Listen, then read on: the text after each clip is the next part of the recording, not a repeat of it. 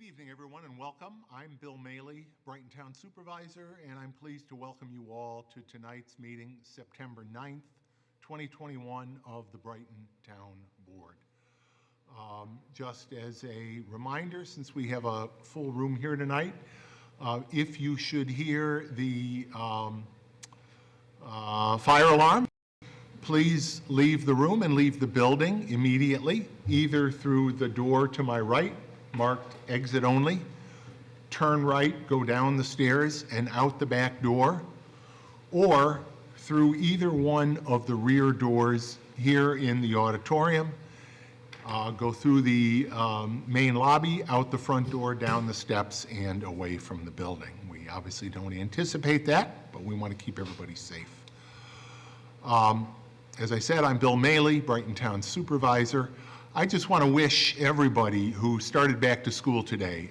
Brighton schools went back to school today. Some of our other schools also went back to school either today or yesterday. I know it's been a long time coming, and I hope all of the students, especially the teachers, the staff, the parents, all of you had a wonderful first day back. We're going to begin the open forum of our meeting shortly.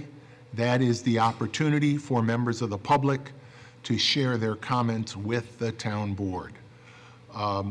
During the open forum, those of you who are not here in person but are watching us either on our YouTube live stream or on cable channel 1303, the community cable access channel on Spectrum, you can also call in at 303-3060. That's 303-3060.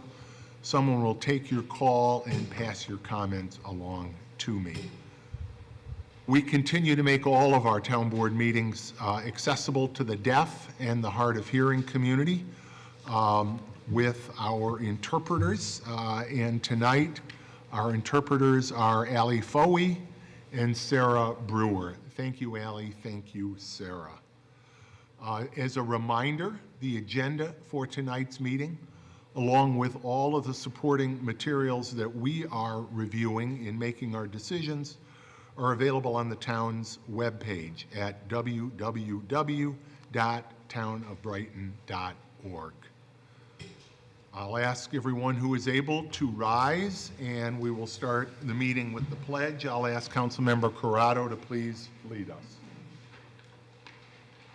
I pledge allegiance to the flag of the United States of America and to the republic for which it stands, one nation, under God, indivisible, with liberty and justice for all.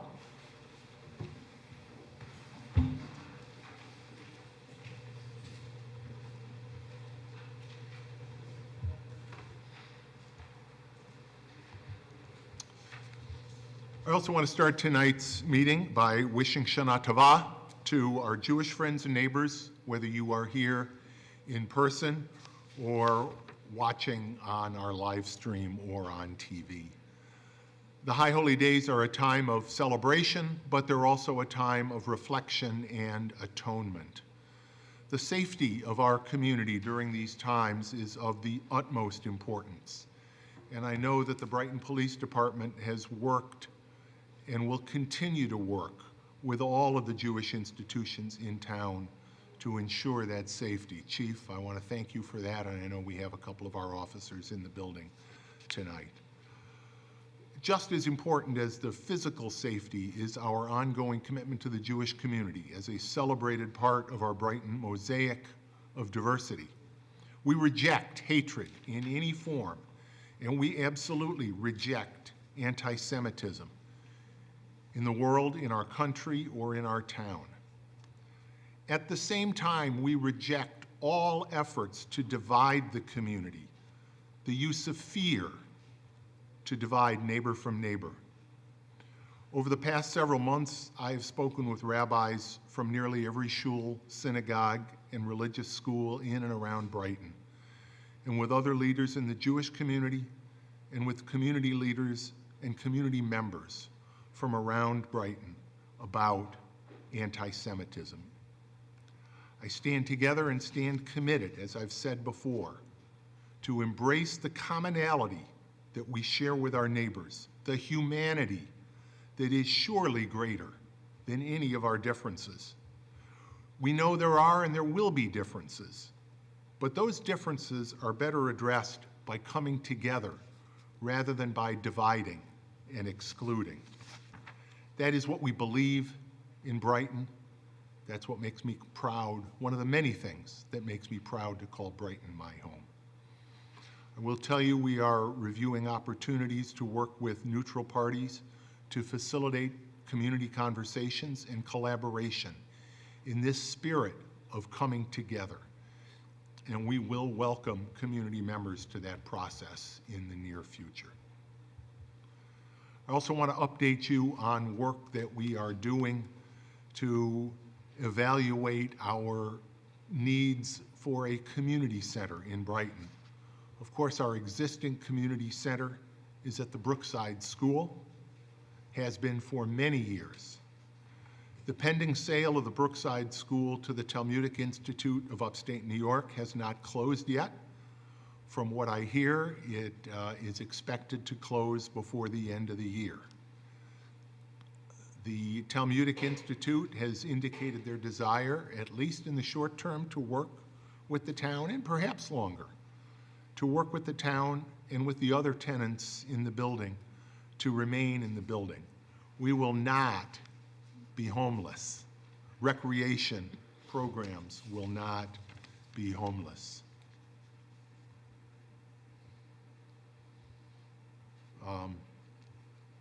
This note says, if I'm reading this correctly, the video and audio are not working. No, work. They are working downstairs? Yes. Okay, oh, okay. I understand now. I would ask, for those of you that are standing, we cannot have people standing here in the room. I would ask that you go downstairs. The video and the audio are working. If you would like to speak later during the open forum, you can do so. Thanks, Ken. Sure. Sorry, I wasn't quite sure I understood the note there at I might have first. scribbled it. But in any event, in the longer term, the town is working with a consulting team led by the SWBR engineering firm to evaluate our community recreation needs, as well as options for hosting those needs here in Brighton. We will also be working and reaching out to the community during the months ahead for your input on recreation activities and programming that are important to you, and I want to encourage everyone to participate in that process. In the meantime, as we have done throughout the COVID pandemic, following all of the public health guidelines, we will continue to provide the recreation and community services that we can provide at Brookside and elsewhere at all times consistent with public health guidelines. We do have a couple of proclamations tonight.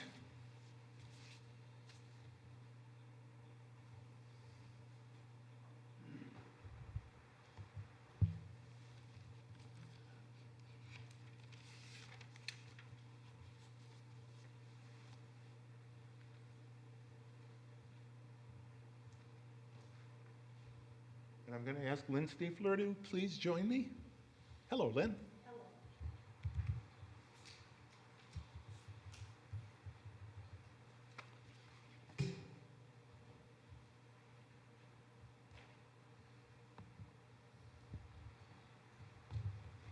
This proclamation recognizes September as Childhood Cancer Awareness Month. Whereas cancer is the leading cause of death by disease for children in America, with approximately 40,000 children in active treatment at any given time. And whereas globally, more than 400,000 children are diagnosed with cancer each year, 80% of whom reside in developing countries. Whereas in those developing countries, the 5-year survival rate for children with cancer is just 7.4%, compared to wealthier nations like the United States, where the survival rate is nearly 80%.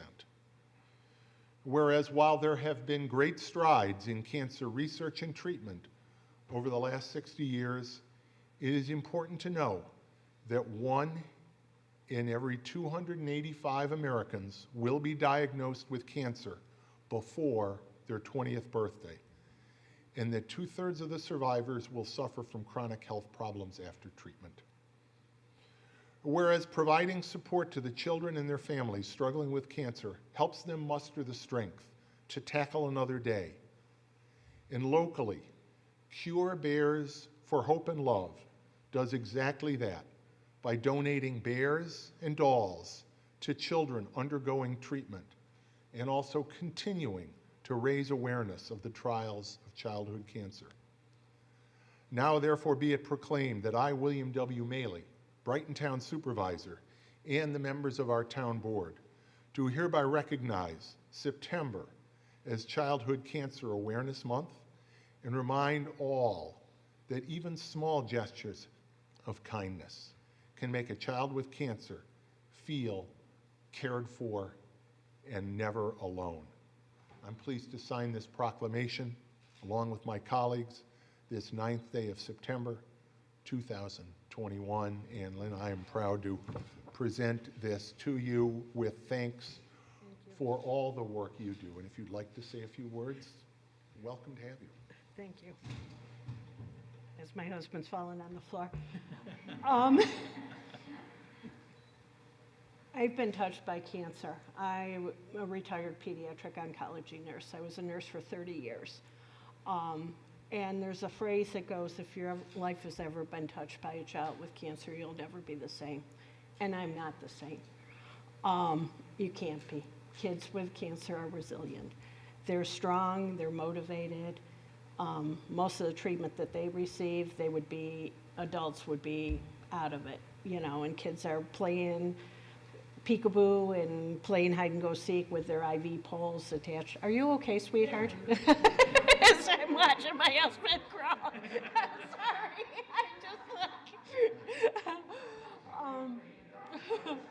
Doing the show. I do too. So, if you have not been immediately touched by a child with cancer, in our Rochester area, there's over 50 kids diagnosed every year with cancer. And nationally, it's, worse. And if you notice my weird hair color, on Sunday I won't have any hair because I shave every year to raise money for childhood cancer research. So it's the reason why it's colorful. But I'm just not some weirdo. He might disagree with you, but I really appreciate that you've done this proclamation, and awareness is key. And if you see gold, that's the color for childhood cancer. And tie a ribbon around your mailbox or do something to raise awareness, because you never know. So many parents say, it's not my child, but they say that, and the next day it could be your child or your grandchild. So, thank you. Thank you very much.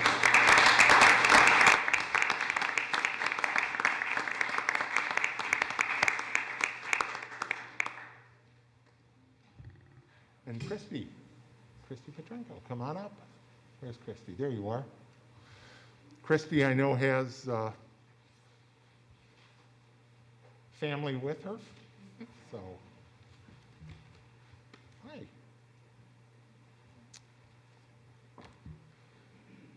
The town of Brighton is also recognizing September as Fetal Alcohol Syndrome Disorders Awareness Month. And I will read this proclamation as well.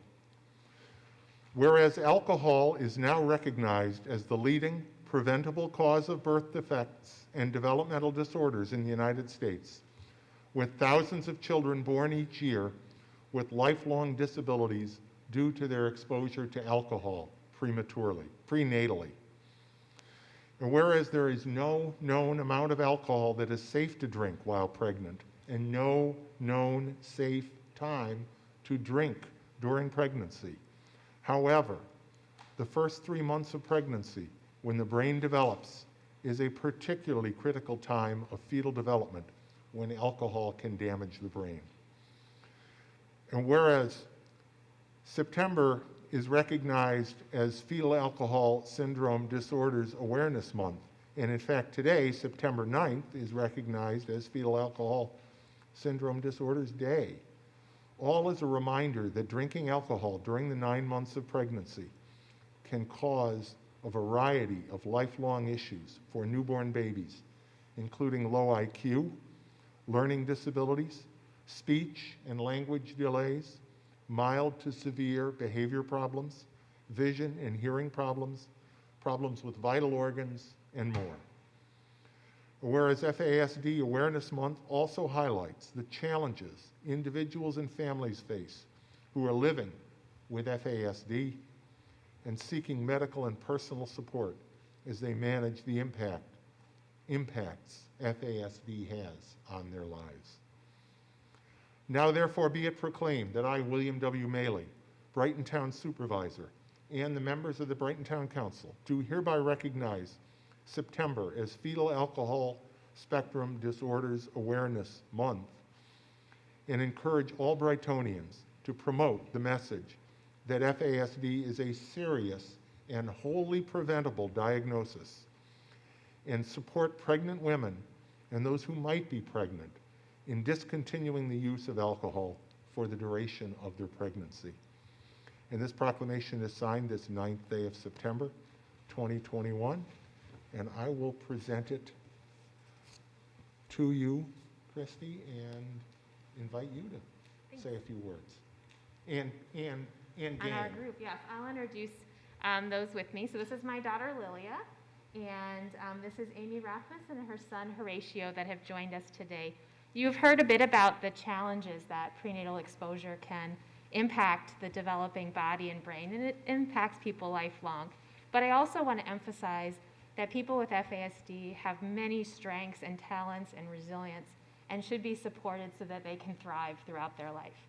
Unfortunately, fetal alcohol spectrum disorders affect almost as many kids and adults as is autism. And yet we only have one diagnostic clinic in the entire state of New York, which is here in Rochester. So we are actually a fortunate community in the service and supports we offer, but it's really about 4 or 5 people really leading those services for a condition that affects many, many people across the life. So I would like to encourage you all to recognize fetal alcohol spectrum disorders and its impact on our communities. It affects all people where alcohol is used. And women do not drink to harm their babies. Typically, it's they do not know they are pregnant or they're experiencing a substance use disorder of which they are not receiving adequate treatment, which is also limited in our community. So there are many people with FASD around you in your life, and I'd really encourage you to reach out, learn more, and find ways to support. You can reach me at University of Rochester. I'm easily searchable on Twitter and everything else. And so thank you for your attention. Amy, would you like to say anything, or Horatio, today? Yeah. Sure, go ahead. I would just like to say that, I would like to reiterate what Christy said, that women do not drink to harm their babies, and that women who suffer from any type of substance abuse disorders or alcohol abuse disorder, that recovery is possible. I am living proof of it. I have been clean. I am a bio mom, and Horatio is my biological son. And you don't hear that very often because there is such a stigma attached. People don't talk about it very often. And we want this out in the open. We want this to know.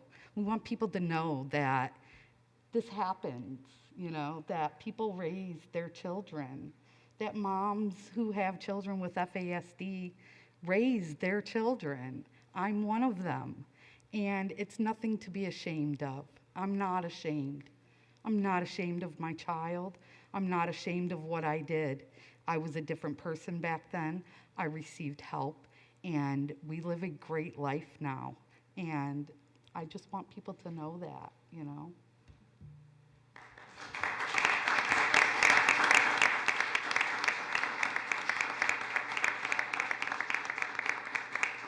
Thank you. You know, I had a chance to talk with Horatio for a minute before the meeting, showing him around a little bit at Town Hall. Take a look at his shirt. Take a look at his shirt. Let's root for each other. Horatio, you got the message. You got the call. Thank you.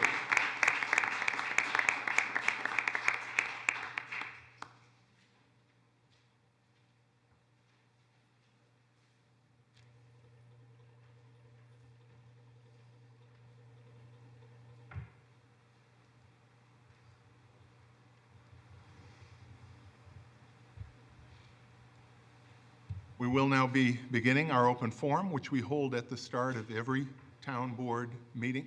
Sir, can I? Thank you. Thanks. If you haven't already signed up out in the lobby but would like to speak during the town board open forum, please do go out to the table and speak to sign up. We are, of course, continuing to follow public health precautions, and I will again ask that make sure that everybody keep your mask on, except when you're speaking. When you come up here, you can take it off or not, as you choose. Throughout the open forum, I will call the name of the next speaker to come to the podium. I will also call the names of the following two speakers, and if they are downstairs, they can come up and sit outside in the lobby. Let Bridget at the sign-in table know that you're there. Again, as I said, when you get to the podium, you may remove your mask. I will ask that you state your name and address for the record. Please limit your remarks to 3 minutes, and I will give you a 30-second warning before your time expires. Our goal here tonight and during our open forum at every meeting is to give you the opportunity to share your thoughts with the board and for us to be able to listen to your words. Therefore, please direct your remarks to the town board and not to the room or to other speakers. And please refrain from outbursts of any kind during the open forum out of respect for the speakers and out of respect for everyone's time in a fairly hot room tonight. And again, I'll mention there are seats downstairs, and the air conditioning works better down there if that's an inducement for anybody that might want to sit downstairs. So we will start the open forum now. The first speaker is Pat Riley, followed by Howie Jacobson, and followed then by Michael Argamon. Mr. Riley? Thank you. My name is Pat Riley. I'm a 21-year resident of Brighton. I'm also the leader of the Brighton Republican Committee, and as of February have been a candidate for town board here in Brighton. One of the most enjoyable, I'm brand new at politics, and one of the most enjoyable parts of running for office has been all the time I've gotten to spend with the residents of Brighton and meeting all of them. And of course, it being Brighton, many of those folks that I have met with happen to be members of our Jewish community. They have welcomed me into their synagogues, into their temples, into their schools, and into their homes, sometimes for a Shabbat dinner, sometimes for small group sessions. And I've had the opportunity to hear a lot of their stories. I've heard stories about their relatives who are survivors of the Holocaust, and some who were not survivors. I've heard stories about how, as they walk to synagogue, that they get jeered at and cursed, and obscenities yelled at them. I've heard their stories about their families who live in Israel.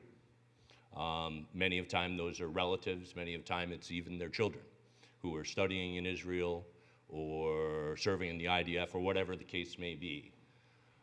May of this year was a very difficult and painful time for them. Hamas was bombing Israel indiscriminately, and there was fear. There were prayers for the safety of their relatives. And During that time, one of the members of this board made a post, too cute by half if you ask me, but this post said something to the effect, if you know who this woman is, you know what this post means. Of course, they do know who that woman was, and they know what that post meant.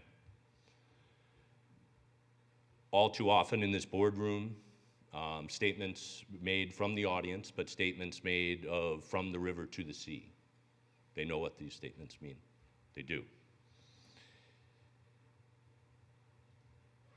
The response from the board that I saw, and I saw it, was a statement against discrimination in general. Of course, discrimination in general is terrible. But we went out of our way to make sure that we said this wasn't about any specific incident. We did so on multiple occasions, right? The message being received is that what happened in May in these posts just haven't been addressed. What we need the board to do is call out these statements, even if it's from our own members. I know it's hard. I know that if you stand up like this, there are false accusations of racism, false accusations of white supremacy. I know better than anyone. This happens. And that's hard, and I get it. But now is the time that the Brighton community now needs to come together. We've been torn apart too long. So what I'm asking is that the board takes a first step in a clear and concise statement. Thank you. A clear and concise statement against the actions here. Apologies should be made. People are in pain. So I've made a small statement here. It's short and sweet. I, Pat Riley, find it a sad state of affairs when anti-Semitism and bigotry dominate our dialogue in the town of Brighton. I proudly stand with the Jewish community of Brighton, New York, and everywhere in opposing anti-Semitism and denounce anti-Semitic activity. I am a person you can count on to stand up for the Jewish community. It is the moral duty of men and women of goodwill to stand in defense against this historically unique evil. I'll go ahead and sign it. It probably won't solve everything, but I think it would be a good start if the board did that as well. Thank you for listening. You can give that to Mr. Raymond. I will. The next speaker is Thank Mr. you. Jacobson, Where's Mr. Raymond? followed by Michael Argamon. And I have Lynn Seifler here, but I'm not sure. I think Lynn had signed in just because of the proclamation earlier. So Carol Crossett would be next. Mr. Jacobson. I'm Howie Jacobson. I'm a Brighton resident, and I would ask that the town board members listen to me and not have activities on your computers. So thank you. Rosh Hashanah and the time between Rosh Hashanah and Yom Kippur is a time to apologize to one another. Families do this a lot. They eat new fruit as a symbol of newness, and it's a time to make promises for the coming year. This is a pretty special time. It's also a perfect time for this board, but not as a board, as individuals. Christine, Bill, Jason, I know Chris Werner is not here tonight. Robin, this would be a perfect time for all of you as individuals to sign the pledge. And it reads just as Pat Riley has signed, and hundreds of people in this community, including rabbis, including pretty influential people in this community who get it. As an elected official, I stand against anti-Semitism and all rhetoric that is hurtful to the Jewish community in Brighton, New York. As an elected official, I will not knowingly advocate or associate with any known anti-Semitic individuals or organizations. I will respect and value freedom of speech, and as an elected official, I have an obligation to first be respectful to my constituents and think about the impact of my words, pictures I post and share, and groups I associate with. I proudly stand with the Brighton Jewish community against anti-Semitism and denounce any rhetoric that is hurtful and disrespectful. So we have asked for 2 months to have the 5 of you individually sign this. What is wrong with this? What frightens you people? I really would love to know. We would all like to know. I have asked numerous times to attend the Inclusion, Diversity, Equity Committee meetings. No one will respond, not one of the members. Christine Corrado, I've been to the meetings and listened to the reports that come from Robin Wilt, who gives the reports. No one will acknowledge a visit, okay, to any of your meetings. None of your members, and I've contacted 8 of them, will respond to phone messages or emails. What is the big secret going on here? Are you really that frightened to stand with the Jewish community? What is the problem? We deserve an answer. It is absolutely, it's beyond embarrassing. It's pathetic. We want you to sign this pledge. There is not one thing wrong with this pledge that should frighten you. Mr. Jacobson. 30 seconds? Thank you. There's nothing wrong with signing this. And I guess we would all love to know, because you can't respond, at some point, what is the problem? What frightens you when you leave here and go home to say, I'm not signing that pledge? Good luck to them. Is that really what you're about as human beings? I'm going to give up my remaining 10 seconds to the next speaker. Thank you so much. And I think you have copies of the pledge. If you need more. Next speaker is Mr. Argamon. Thank you. Followed by Carol Crossan and Mary Ellen Blanchard. Michael Argamon, Brighton resident. Shana Tova Umetuka, a happy and sweet new year. Tika Tevu, may you be inscribed in the book of life. It's important to state that anti-Semitism is real, but it is also important to state that not everything that makes a Jewish person uncomfortable is anti-Semitism. During the recent violence between Israel and Gaza, an issue that triggered the unrelenting attacks against Councilmember Robin Wilt was the picture that she posted of Palestinian-American activist Linda Sarsour and herself standing together. Ms. Sarsour is seen very differently by different communities. So the post created a misunderstanding. When Ms. Wilt understood how Linda Sarsour was perceived by some constituents, she issued an apology for any hurt that she had caused. The vitriol of some of these constituents and the personal attacks continue to this day, despite the apology. Here is how Linda Sarsour is seen by communities of color and by people concerned with human rights. She moved from Brooklyn to Louisville for many months to work for justice for Breonna Taylor, a young black first responder murdered by the police for the apparent crime of sleeping while black. May her memory be a blessing. Breonna Taylor. Say her name. Breonna Taylor. And let's not forget another murder of an unarmed black person by the police closer to home that same month.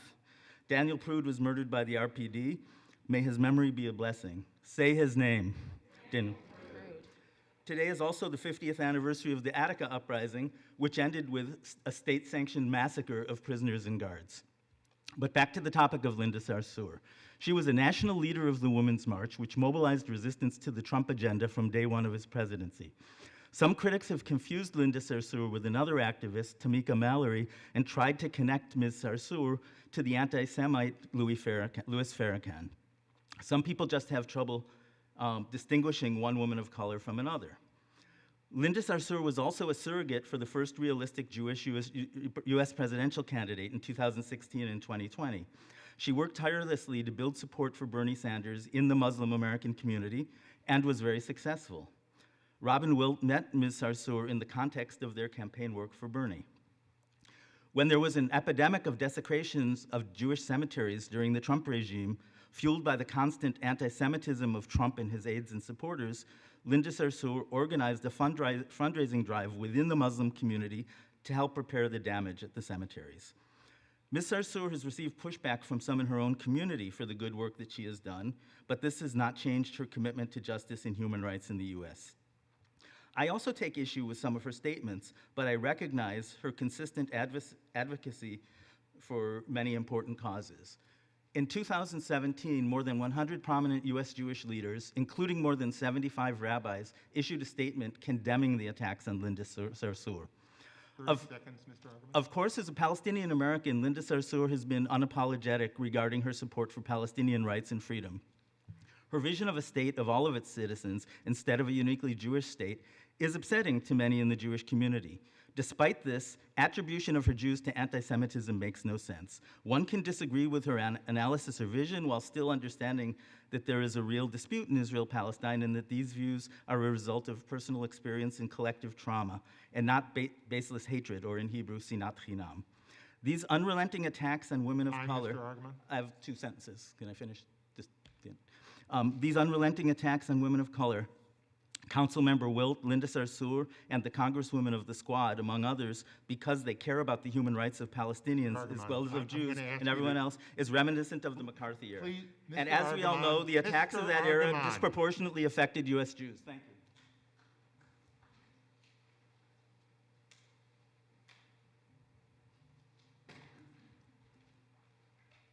The time limit has always been generously given, and I'm going to remind each of you to adhere to it.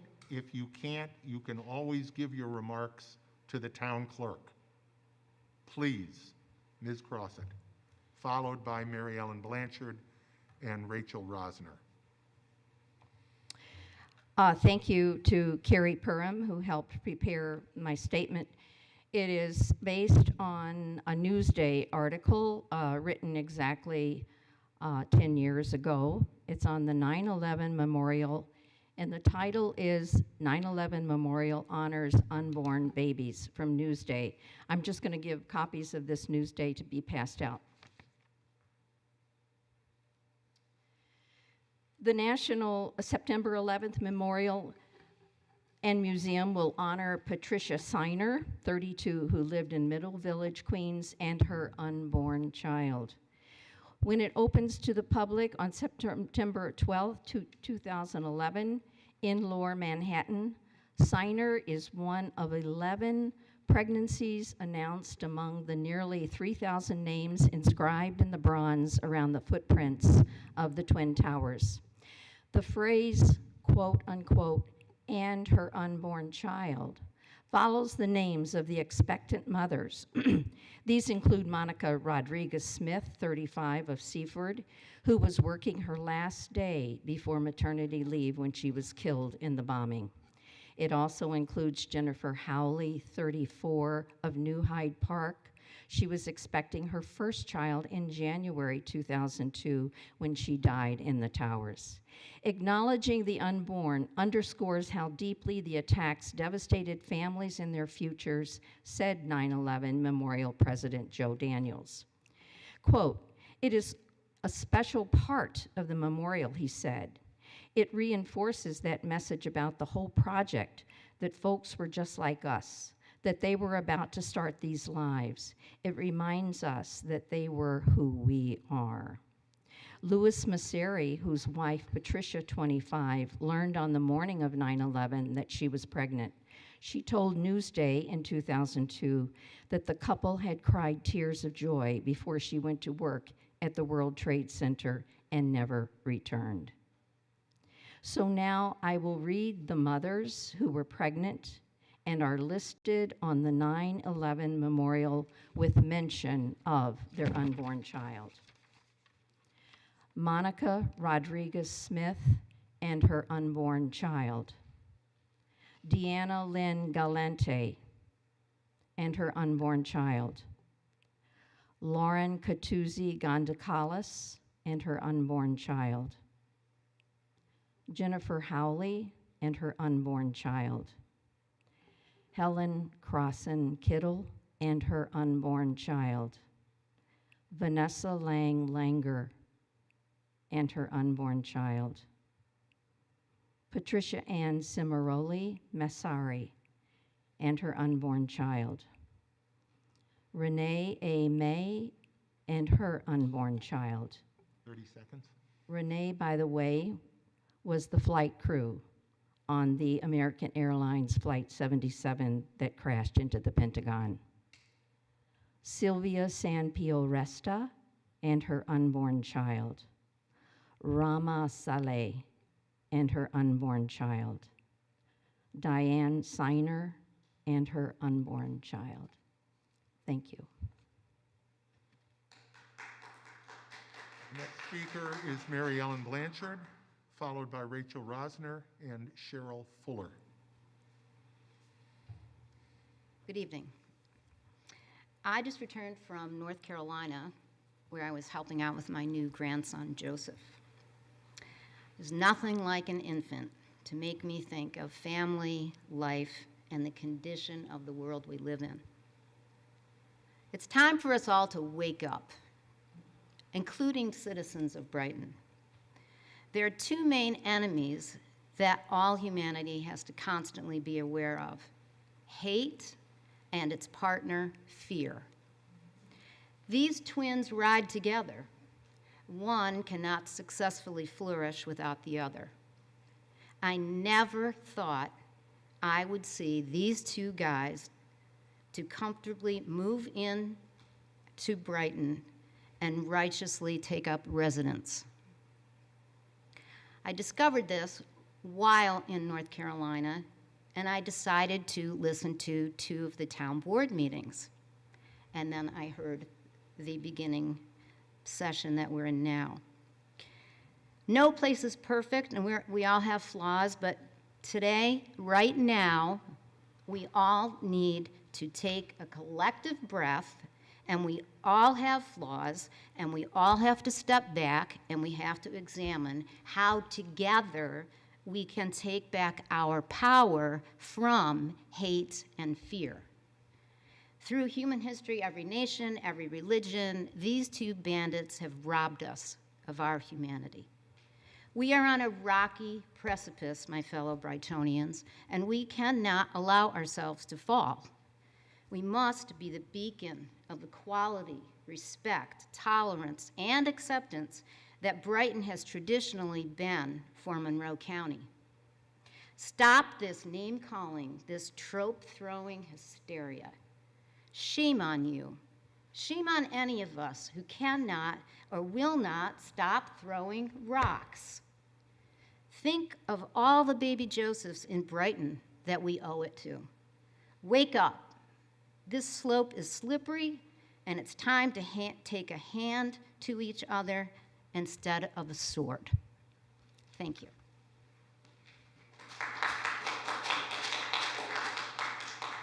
Thank you. Rachel Rosner is the next speaker, followed by Cheryl Fuller and Brenda Fish, maybe?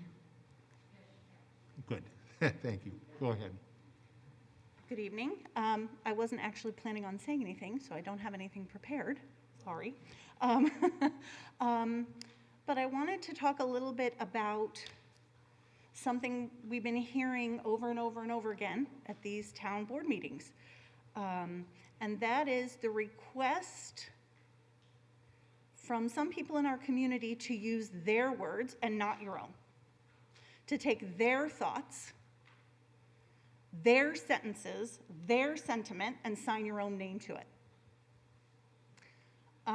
Some people call that tone policing. I certainly heard language policing here tonight. I want to say thank you for your words tonight, Supervisor. You wrote those words yourself. You specifically chose them in response to what you've been hearing from this community.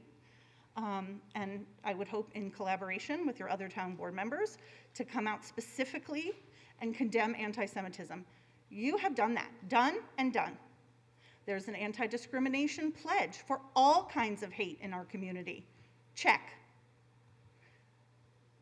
There is no reason why any person need take the words of another and sign their name to it. That takes away your agency as an individual, which is what some of these folks are asking you to do. I do not appreciate your words. You must use my words. That's not okay with me. We've been hearing and seeing that for months now. We've been hearing people say, Councilmember Will apologized, but it wasn't good enough for me. She should have said this and not that. And then she apologized again, but it still wasn't good enough for me. I wanted her to use these words. I didn't like her tone. That is not okay with me. I would hope that's not okay with the people on this dais. And for what it's worth, not very much, you have my support in creating your own words, choosing your own language as a way to express support for the local Jewish community of which I am a part. The second thing that I wanted to talk to you about today also has a little bit to do with the Jewish community. As you heard, Rosh Hashanah is behind us and Yom Kippur is on the way. We are in right now what's called the 10 days of awe. We've got 10 days to get it together. 30 seconds? We must ask, not on Yom Kippur, but beforehand, we must ask for forgiveness from God. And more importantly, we must ask for forgiveness from each other. Whether or not we've done something intentionally, whether or not we've done something knowingly, we must ask for forgiveness from each other.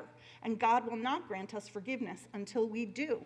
And I want to plant the seed that there are some apologies owed to a person sitting on this dais.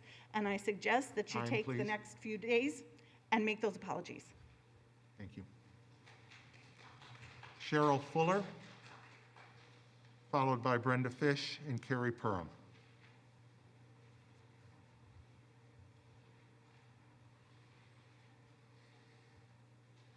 Hi.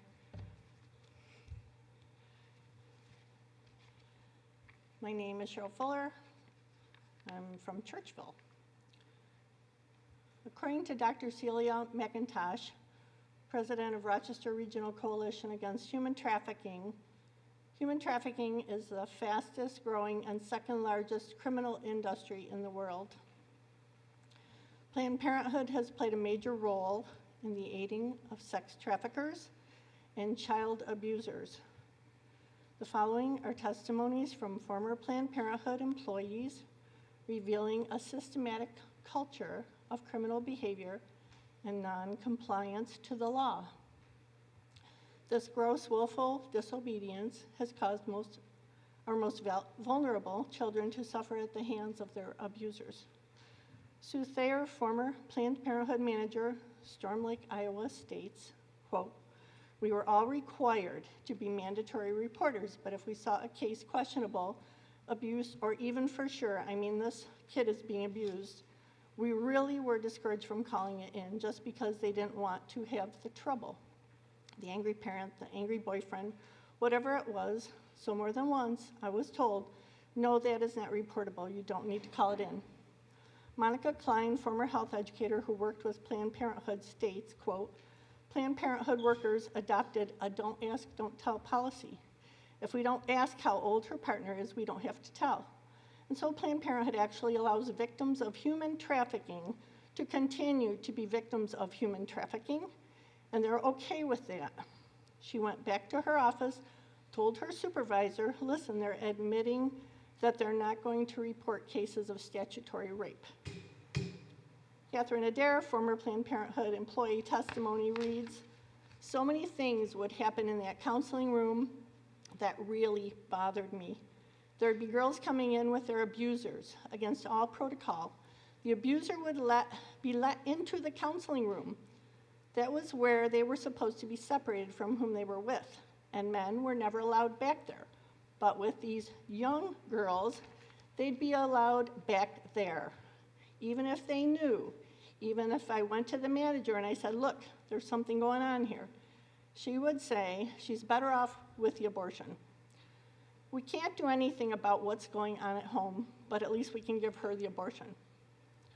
Board members, this is only a sample of testimonies that shows that Planned Parenthood's last concern is for their patients, and least of all, for the youngest, most vulnerable girls. This is not an organization we want or need in our community. The testimonies to follow are cases where Planned Parenthood didn't report child abuse and 30 were caught. seconds. Only God knows how many have gone undetected. Thank you for your time. The next speaker is Brenda Fish, followed by Carrie Perham and Richard Failing.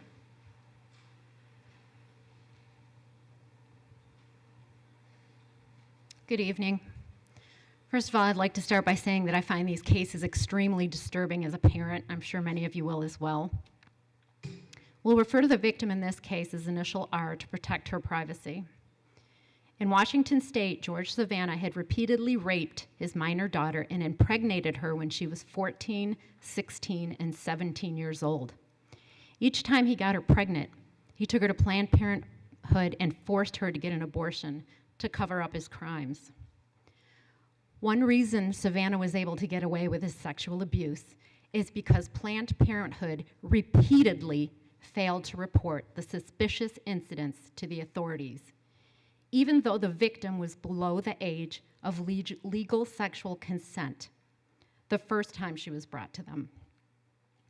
Because Planned Parenthood failed to report the first, second, and even third time that Savannah brought his daughter for an abortion, he continued to rape her for several times a week for what went on for 7 horrific years that he abused her. Facts. After Savannah's daughter, R, disclosed that she had been sexually abused, the state charged Savannah with 4 domestic violent sex offenses. At trial, R testified at length to the abuse. I can't even imagine. R states that Savannah raped her for the first time when she was 14 years old. She recounted sexual abuse that continued for the next 7 years. R testified that she became pregnant 3 times, again when she was 14, 16, and 17. In each case, Savannah, her father, took her to Planned Parenthood for an abortion. Records from Planned Parenthood confirmed that Savannah took R to the clinics himself for the procedures. This case is ongoing in the Court of Appeals for the state of Washington, case number 74924-2-1, if anybody wants to look it up. Another case, Sage Lanza was convicted and sentenced to prison for having a 3-way sexual encounter with 2 minors, 12 years old and 14, 2 girls, when he was only 18. When Lanza got the 14-year-old girl pregnant, he and his father drove the victim to Planned Parenthood, where, according to affidavits, Lanza forced her to have an abortion against her will. I'm sorry, I'm really having trouble reading this. If anybody has a daughter. Planned Parenthood gave her the RU-486 pill to induce the abortion. Apparently, Planned Parenthood failed to notify the authorities of the suspected abuse, as it was the 14-year-old victim herself who finally alerted the police 6 months after she was taken in for the abortion. 30 seconds. I'm done, thank you.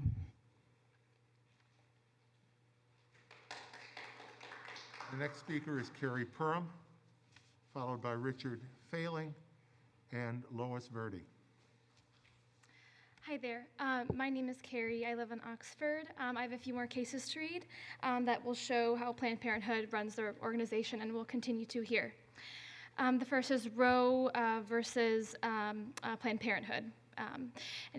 Jane Roe was 14 when her 21-year-old soccer coach, John Haller, got her pregnant. According to court documents, when he persuaded her to have an abortion, she lied to Planned Parenthood and said that she had been impregnated by a classmate, that her parents consented to the abortion, and that her parents had consented to the abortion. Planned Parenthood called the number, but they made no effort to verify that the person they were getting consent for was her father and not her abuser. They also didn't obtain written parental consent, but merely verbal consent from an unknown person on the other end of the line. Jane's parents never provided consent for the abortion. Haller then took Jane to Planned Parenthood for the abortion, claiming to be her stepbrother.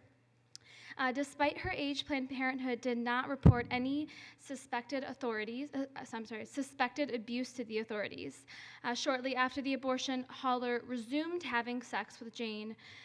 As a result of the subsequent report made by a teacher, Haller was later found guilty on 7 counts of sexual battery.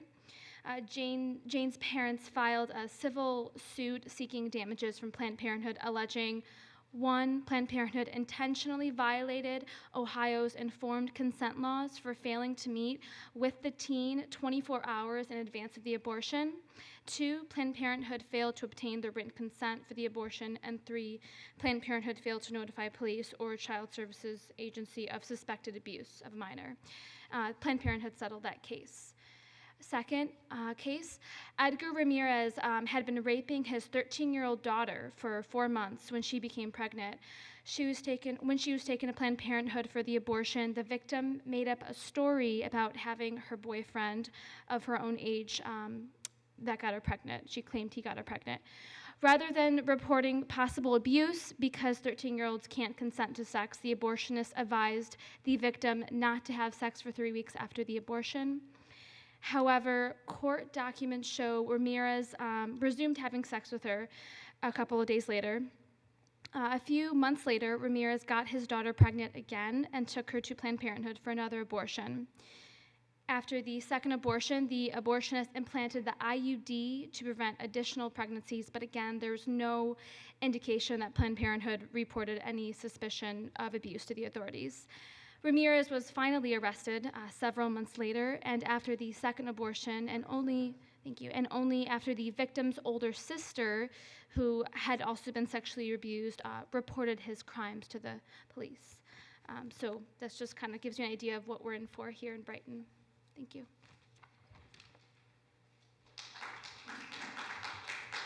Richard Failing is the next speaker, followed by Lois Verdi and Dana Madison. Yeah, good evening. My name is Richard Failing. I am a resident of Greece. I'm a lifetime member of, or resident of Monroe County. I have a couple more cases to share with you.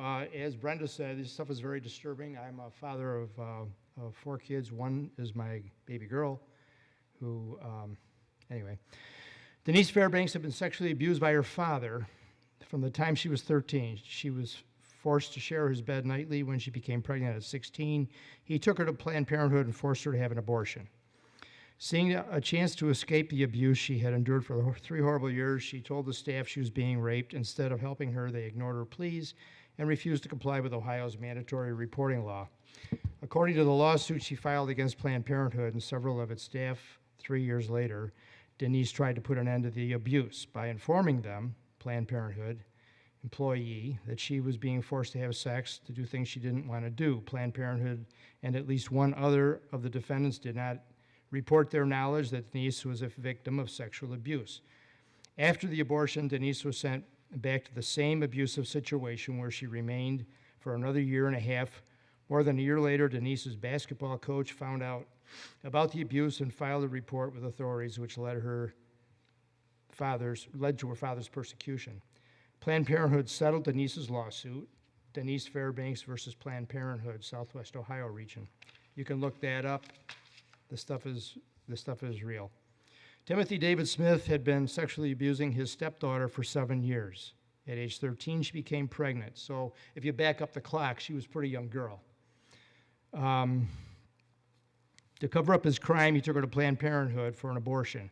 After the abortion, Planned Parenthood sent the child back with Smith, where he continued to rape and abuse her. The victim eventually was able to report the abuse to her mother months later while Smith was out of the home. According to the lawsuit the mother brought against Planned Parenthood, Planned Parenthood performed the abortion without notifying the child's parents and without reporting the suspected abuses required by Colorado law. The lawsuit stated that not a single staffer of the 4 with whom the child came into contact at Planned Parenthood spoke to the victim about the circumstances of her pregnancy or even verified her relationship with Smith. One employee admitted in a deposition that being 13 and pregnant alone is not a red flag. Believe that, if you can believe it. To them, of possible abuse. Some of the most stunning allegations from the lawsuit that Planned Parenthood later settled. I've studied a little bit about abortion. New York State passed a law legalizing late-term abortion in January 2019, which is repulsive. 30 seconds, Mr. Fearing. Okay. It's repulsive, and I think that there is legalized discrimination in this nation, and it is discrimination against unwanted preborn babies.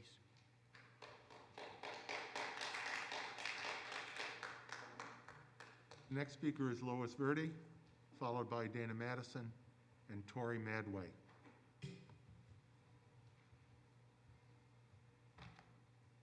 Hi, my name is Lois Verde. In these cases you just heard, we represented only a few of reported cases.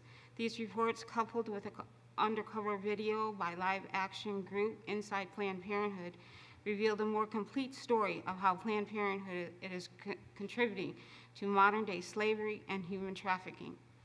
In one video from New Jersey, Planned Parenthood manager Amy Woodrow coached live-action undercover sex traffickers how to secure secret abortions and contraceptions for their underage victims and how to make their operation, quote, look as legit as possible. Woodrow warns them to have their victims lie about their ages to avoid mandatory reporting and advised, quote, if they're a minor, just tell them to put down their students. She continues, for the most part, we want as least information as possible. Another video, Rihanna is 13, the boyfriend is 31. Planned Parenthood employee tells Rihanna that her situation is considered rape and has to be reported to the Child Protection Service. But instead of reporting it, she tells the girl to lie and say that her rapist is 14 years old and that he is a classmate. These videos and many more like them can be found on www.liveaction.org. After the many videos went viral, Planned Parenthood assured the public that they would train their employees across the country to identify and report potential sexual abuse and sex trafficking. However, according to Romana Trevino, former Planned Parenthood manager, at their training meeting, she was told, we're not here to talk about that. We're here to teach you how to identify if you're being videotaped or recorded or entrapped in any way. No concern for the child, none. The evidence that Planned Parenthood had not changed their behavior has been corroborated with the lack of police reportings and state audits across the country. According to Beasley Institute of Health Law and Policy, Planned Parenthood was the top most visited facility for trafficking victims, second only to hospital emergency rooms. In 2019, the Rochester Center for Youth Services received over 200 referrals of sexually exploited youth. Of those, 70 acknowledged that they had been sold for sex. Supervisor Makel, you declared January 11, 2021 to be National Slavery and Human Trafficking Prevention Day in the town of Brighton. You stated you wanted us aware of the evils of human trafficking so that trafficking and slavery are stopped and that the victims are given justice and freedom. We want justice and freedom. You have it in your hands to stop Planned Parenthood from coming into our community. And with all the atrocities that they have committed, I would beg you all to stop them from coming into our community. Thank you.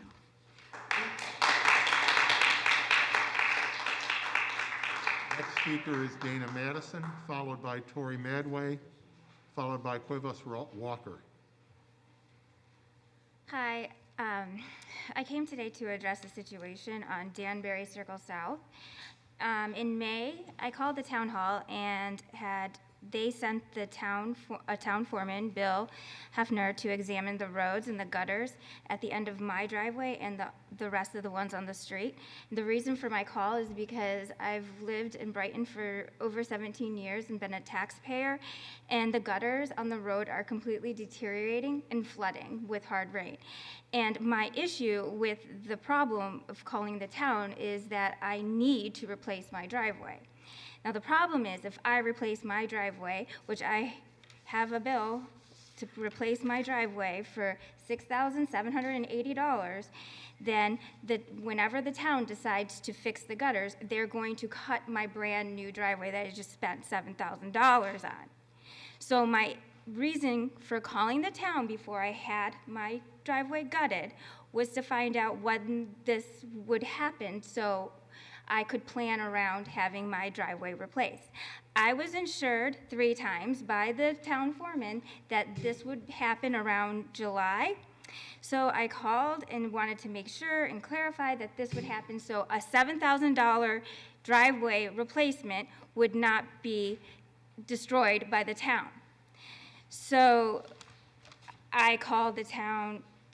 Then apparently the foreman informed me that there was money to do this, that there was another area in the town that was getting done and they would probably do ours in July. I said, fine. So I followed up. Then apparently there's no money to do this now, after I have my driveway gutted. I said, well, I had my driveway gutted, that's why I called you, so this wouldn't be a problem. I called Bill numerous times, does not return a phone call. He sends his secretary to call me. When I don't ask for his secretary, I ask for Bill, and his other foreman calls me. The other issue is I emailed him to find out when this might happen because he mentioned that it would probably happen next year. Okay, but I need to know what the plan is so I can schedule my driveway so I don't spend $7,000 on a driveway that's gonna be ruined.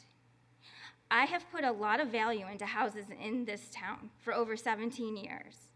I've spent a lot of money upgrading homes in this town. And it's really it's disgusting how they just ignore you and just can't give you a straight response. So my request is to have a response on when you think this would happen, whether it's gonna happen by October or will it happen in the spring? I would like to know so I can tell my driveway people because this man does not respond to emails. Thank you. Mike, I know you're familiar with this situation. If I could ask you to, I'm sorry that she's left the room, but if you would please send her, when you have a sense as to what the schedule for work might be next year, if you would send her an email. Yep. Thank you. The next speaker is Tori Madway, followed by Cuevas Walker and Joy Bergvalk.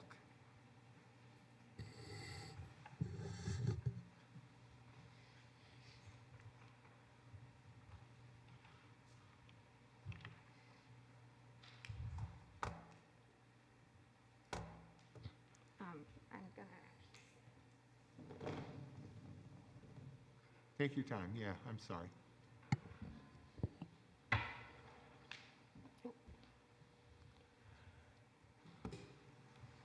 My name is Tori Madway, and I am a resident at Dunroven Lane. I want to start by stating, for the record, I can't see y'all. Okay, I'll do Can we, Dan, maybe can we use your microphone? No, I'm good. Okay. I can manage this. No, that's not. I didn't like that I couldn't see people over the podium. Okay. Can that not count against my time? Nope, it will not. So I want to start by stating for the record that From the River to the Sea is not a call for genocide. Despite what I and many others, Jewish or not, were originally taught, it is not about pushing us, the Jews, or Israelis, into the sea. It's been explained before by Aman and other Palestinians far more eloquently themselves, but we seem to need a refresher. From the River to the Sea is a call to be able to return home to the lands Palestinian families had lived on for centuries prior to the Nakba. It's a call to dismantle the ethno-state preventing that return. It's a call for land back, which neither on these lands nor on my ancestral homelands has ever included calling for wholesale murder of the current occupants. Land back movements are not about establishing new ethno-states. From the River to the Sea does not belong to any political or military power. It is a broadly Palestinian rallying cry to not forget the Nakba or their identity, something that should be very familiar to Jews like myself. Saying as much is not anti-Semitic, and Palestinians bringing attention to their plight is not anti-Semitic, and Robin Will is not anti-Semitic is not endorsing anti-Semitism by allying with said Palestinians. However, on the note of current or potentially future board members engaging in anti-Semitism, I find it highly ironic that Pat Riley is positioning himself as the pro-Jewish candidate, especially as I and no one in my community has ever talked to him the way he's talking about, when he has a history himself of promoting anti-Semitic conspiracy theories, which, to my knowledge, he has never revoked or apologized for. So I'm not sure he has any right to lecture anyone else about what is or isn't anti-Semitic. But who is deciding who or what is branded anti-Semitic, as the petition Howie Jacobs keeps bringing forwards has very strong wording about? Do I get to bring up how many anti-choice speakers in this room have engaged in subtle or outright anti-Semitism? Will that be on the table? There's been a coordinated international movement to weaponize anti-Semitism as a cover for far-right-wing priorities, specifically regarding Israel and Zionism, fueled not by our Jewish community at large, which leans far more progressive, but by fundamentalist and evangelical white Christian groups who are often driven, at least in part, by a desire to hasten a vision of the world where Jews are gathered in our holy lands in order to be wiped out, which is pretty anti-Semitic. But I digress. Who gets to speak for the Jewish community? If someone comes into this room and claims to speak for all of us, especially someone who, to my knowledge, hasn't been an active member of any of the local Jewish communities that I'm a part of or that I can figure out from my other connections, who gets to say that that is, a petition that is about the Jewish community? So I am asking that you do not approve his petition, and I am also, once again, asking that there is more to be done about the continued harassment of Robin Wilt and her family and others who have been supporting her against this tirade. Thank you.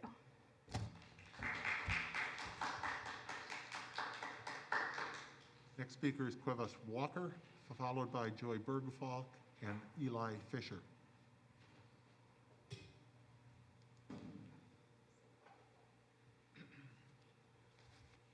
Hello, everybody. I'm Quivas Walker. So check it, right? So I run a youth program for like the last 10 years, right, in the city. I don't know if y'all familiar with Savoyas on Clifford. Well, my building is right across the street from there, and my food pantry is next to it. So I work with at-risk youth from the city to the suburbs. And it's crazy, they're going through some crazy things with them, and that is beautiful because they all graduate. And one of the things I've been teaching them since I started this 10 years ago, I said, you are not going to attack one another because you guys are called to grow with each other. I tell them your wife or your husband or your best friend can be somebody with a half-acre backyard or somebody with a concrete backyard. You will never know how well you guys can really connect and grow if you put away all your differences and things like that. And they grow with those things. This is what I teach them at the 9, 10, 11, 12, 13, 14, 15 age. So when they get our age, they can understand that adults aren't going to see things the same, and that doesn't mean we attack one another, right? So, and I tell them, right, you know who are the most divisive people in this world? Grown-ups. Who get all the driving speeding tickets? Grown-ups. Divorces? Grown-ups. Who make up the prison system? Grown-ups. Who commit the murders? Grown-ups. Who bully and gossip more than a 10th grader? Grown-ups do. You don't think grown-ups are bullies? Wait till the political season and watch how we start tearing each other down because we think different. We look at each other's skin color different and we get mad at each other. If I'm a liberal and I hear a conservative talking, I roll my eyes. Or I look at my phone. If I'm a conservative and if I'm a liberal and I hear a conservative talking, This is the things we learn when we're growing up that we should not do. But then when we get older, we get a bank account, we get degrees, man, and we hide behind that. We hide behind everything we're good at, and we use that as a reason to attack one another. You know what we've become? Just a bunch of people with tuxedos on with no deodorant. Watch when something heats up, you're going to smell how bad we smell. Or you want to know I got 4 kids, and I got my youngest is 2 years old. You want to know my kids is 8, 7, 5, and 2, right? So my 8 and 7-year-old, they're back to back. You know what's crazy about babies? Babies never complain about who poop diaper smells the worst. Grown-ups do that. We're both sitting in a mess and we're saying your mess is, you got corn in your doo-doo and your doo-doo is green. You both need to be changed. We as grown-ups in this town gotta chill. Ashley Gant. Me and her don't agree on anything, but that is my homegirl to the death. We knew each other from way back. We disagree on everything, but when I see her face to face, we laugh and hug it up. Two different sides of the spectrum, but those my peoples. I don't roll my eyes when she speaks, and I don't let nobody tear her down. She does the same thing for me. Please? Huh? 30 seconds. Oh, okay. And real quick, with the whole Planned Parenthood thing, I want to let you guys know really quick that it is traumatizing to a lot of us men who don't want that to happen. I'm proof of that. It traumatized me. That's what caused me to go to jail as many times as I've done. That's what caused me. We said we need black fathers in this. If you guys don't believe that I've been to jail that many times, right across the way right here is the Brighton Town jail. I've been locked up 12 times, 7 out of them 12 times been in that jail after I got that abortion. So I want to say this to you guys one more time. Yes, you're going to bring that Planned Parenthood here. I cannot stop you from doing with your money, but there is some dark clouds that come with it. I appreciate y'all. Thank you.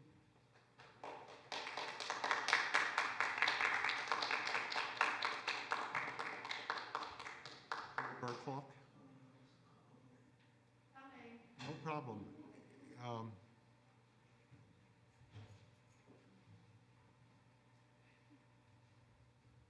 They just started letting me walk. I don't walk I very appreciate you coming. Hello, By everyone. the way, by Eli Fisher and Jonathan Corey. I'm Joy Bergfalk, Reverend Joy Bergfalk, and I've lived in Brighton since 1993. And one of the reasons I moved to Brighton is none of my children are white, and 2 of my children, I've appreciated the message about fetal alcohol syndrome, as 2 of my children who are now in their 40s have fetal alcohol syndrome. And one of the reasons I moved to Brighton because of a more inclusive community. And Bergfalk, if I could just, Yeah. Sir, could you please? Thank you so much. Go ahead.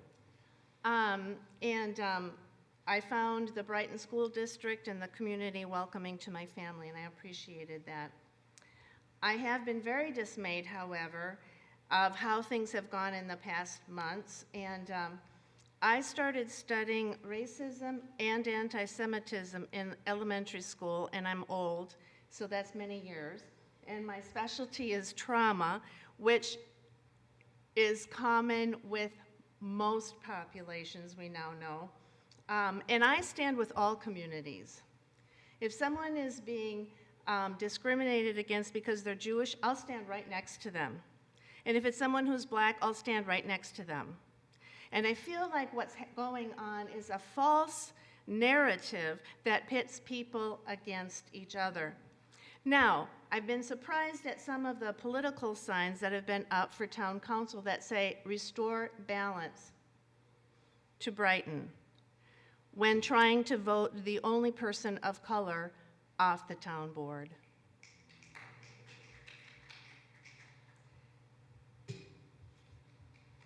Do we have a Muslim population in Brighton?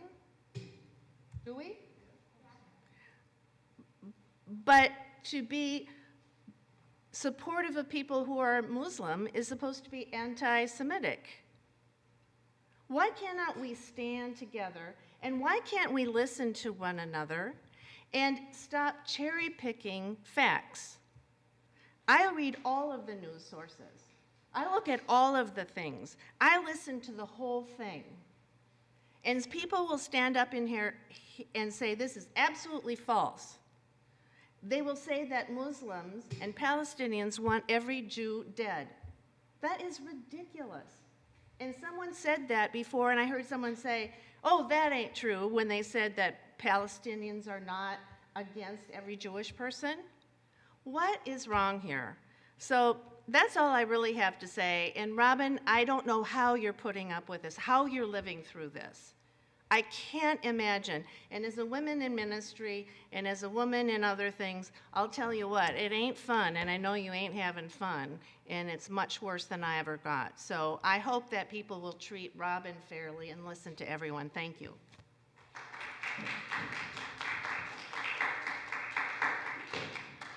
The next speaker is Eli Fisher, followed by Jonathan Corey.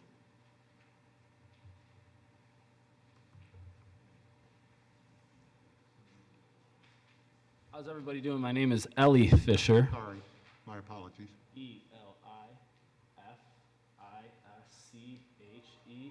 did I do it? My name is Ellie Fisher. I was born in Israel. Immigrated here in 1988.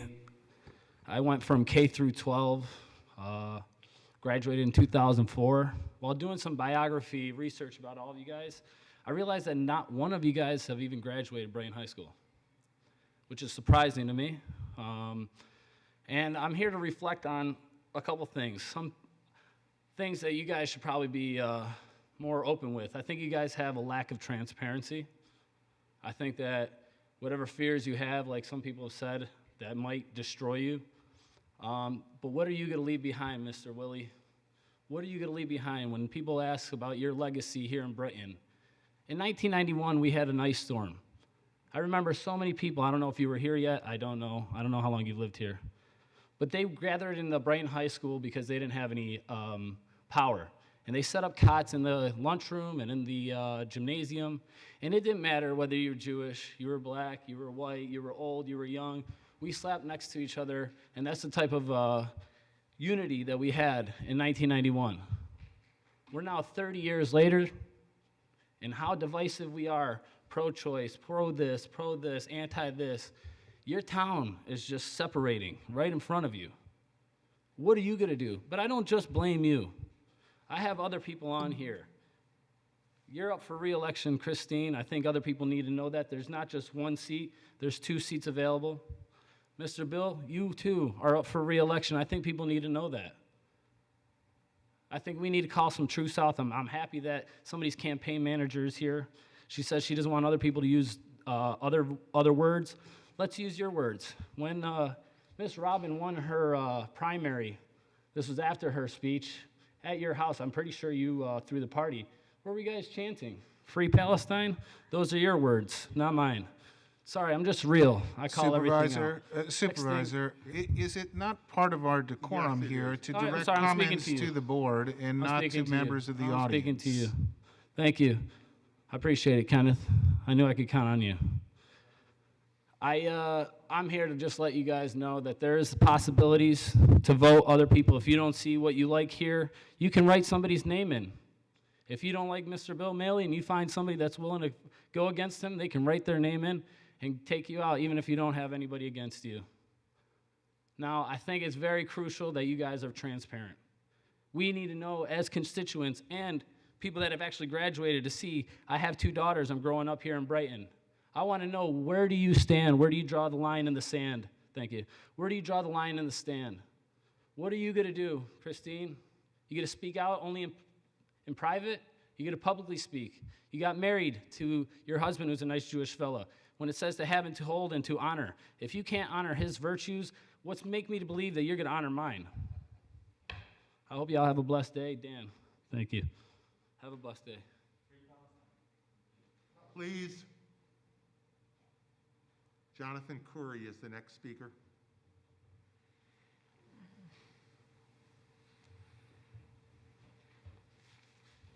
Hello, my name is Jonathan Khouri. I am a Palestinian American. I've been a resident of Brighton for 2 years now. I work at the Rochester Institute of Technology teaching physics. I just wanted to broaden the conversation here a little bit on what's been said so far. A lot of the context that has been provided has been very Jewish versus Muslim, and I think it's important that we all know that not all Palestinians are Muslim. We are Christian. My entire family, my parents are each one of 10. They also all have citizenship in Israel. In Israel, there are currently over 65 laws that allow the discrimination against Palestinian people. In the Geneva Convention, the 49th article cites that Israeli occupations are illegal. That was decided by the United Nations. So when we say from the river to the sea, it is no more anti-Semitic than deciding to give land back to indigenous folks in this country is racist. That's all I have to say. Thank you. Thank you. We have no other speakers signed up for this evening. And if we have no other speakers, we will try to get the computer back on, is what we will try to do.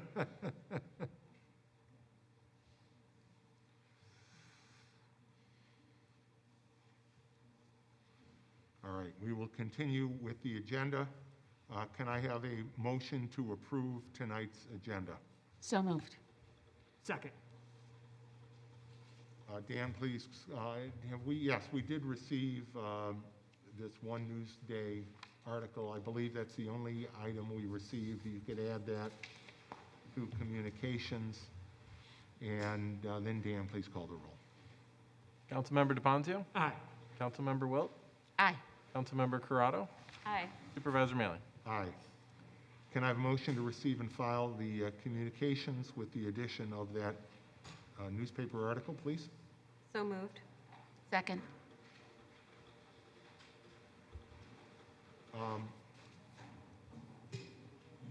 We do have communication from Mike Guyon, our Commissioner of Public Works, concerning the retirement of Kristen Baker from the Highway Department.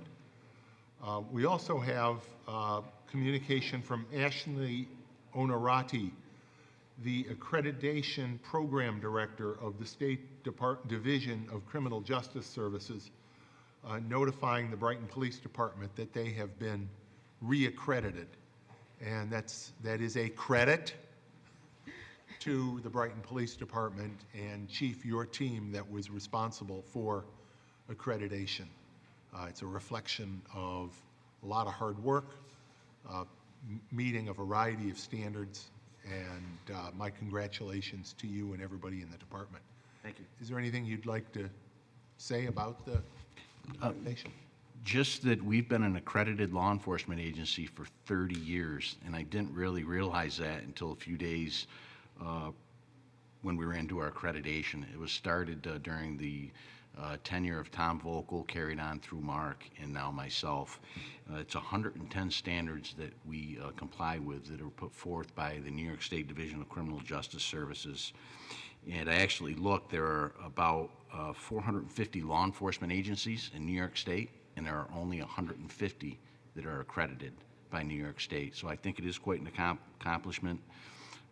In receiving the plaque that day, Ogden was with us, which also reminded me that every agency in Monroe County is an accredited law enforcement agency, and it's not just about the Brighton Police Department, but it's the commitment and the continued commitment from this town board, because there are costs associated with being accredited, maintaining a professional property room, professional equipment, not only in our fleet, but internally within the department. So on behalf of the department, I thank you for your commitment in allowing us to be accredited, because not every town board or village board allows their agencies to maintain that certification. So thank you. Thank you. We're proud of your status. I'm going to ask the people that are out in the lobby, please, if you need to carry on conversations, please do so outside.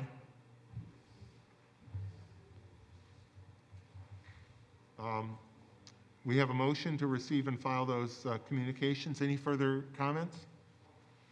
Hearing none, Dan, please call the roll. Councilmember DePonzio? Aye. Councilmember Wilt? Aye. Councilmember Corrado? Aye. Supervisor Mealy? Aye. Committee reports. Community Services. Robin? Thank you, Bill. The Community Services Committee has not met in the intervening timeframe since the last town board meeting, but I do have some updates from our Parks and Recreation Department heads. From our Recreation Department, our fall program registration has begun. Sorry, I'll remove this so you can hear me. Fall program registration for Brighton residents began on Tuesday, September 7th at 9 a.m. And for non-residents, it will begin on Tuesday, September 14th at 9 a.m. Again, registration is available on a first-come, first-served basis, so please do get your registrations in. Registration is online at www.townofbrighton.org. Check back frequently as our program lineup continually evolving and growing. The Brighton Farmers Market continues its outdoor season at the Brighton High School parking lot. It is available 9 a.m. to 1 p.m. on Sundays through November 21st, and then it will shift to the late or extended outdoor season, and the hours from November 28th through December 19th will be 10 a.m. to 12 noon. The Recreation Department is in the process of planning Halloween events. Plans are being finalized for this year's lineup. They are excited to bring back the Trunk or Treat event, so stay tuned to the department website, Facebook, and email for updates. And if you do have a program idea or skill that you would like to share with our community, contact the Recreation Department to find out how to be added as a program instructor. Complete the new program proposal on the website or give the Recreation Department a call at 585-784-5260, extension 0. We do have some upcoming community events. The ever-popular semi-annual electronics recycling and secure document shredding event will be held at the Brighton Highway Department, 1941 Elmwood Avenue on Saturday, October 9th from 9 a.m. to 12 noon. And the semi-annual DEA pharmaceutical take-back event will be held at the Public Safety Wing of Brighton Town Hall here at 2300 Elmwood Avenue on Saturday, October 23rd from 10 a.m. to 2 p.m. And then an update from our Parks Department, lodges and rental facilities are still running at full capacity. We will be keeping a close eye on any potential changes due to COVID that might come up this fall. The majority of our seasonal laborers have wrapped up their season, as many have returned to school.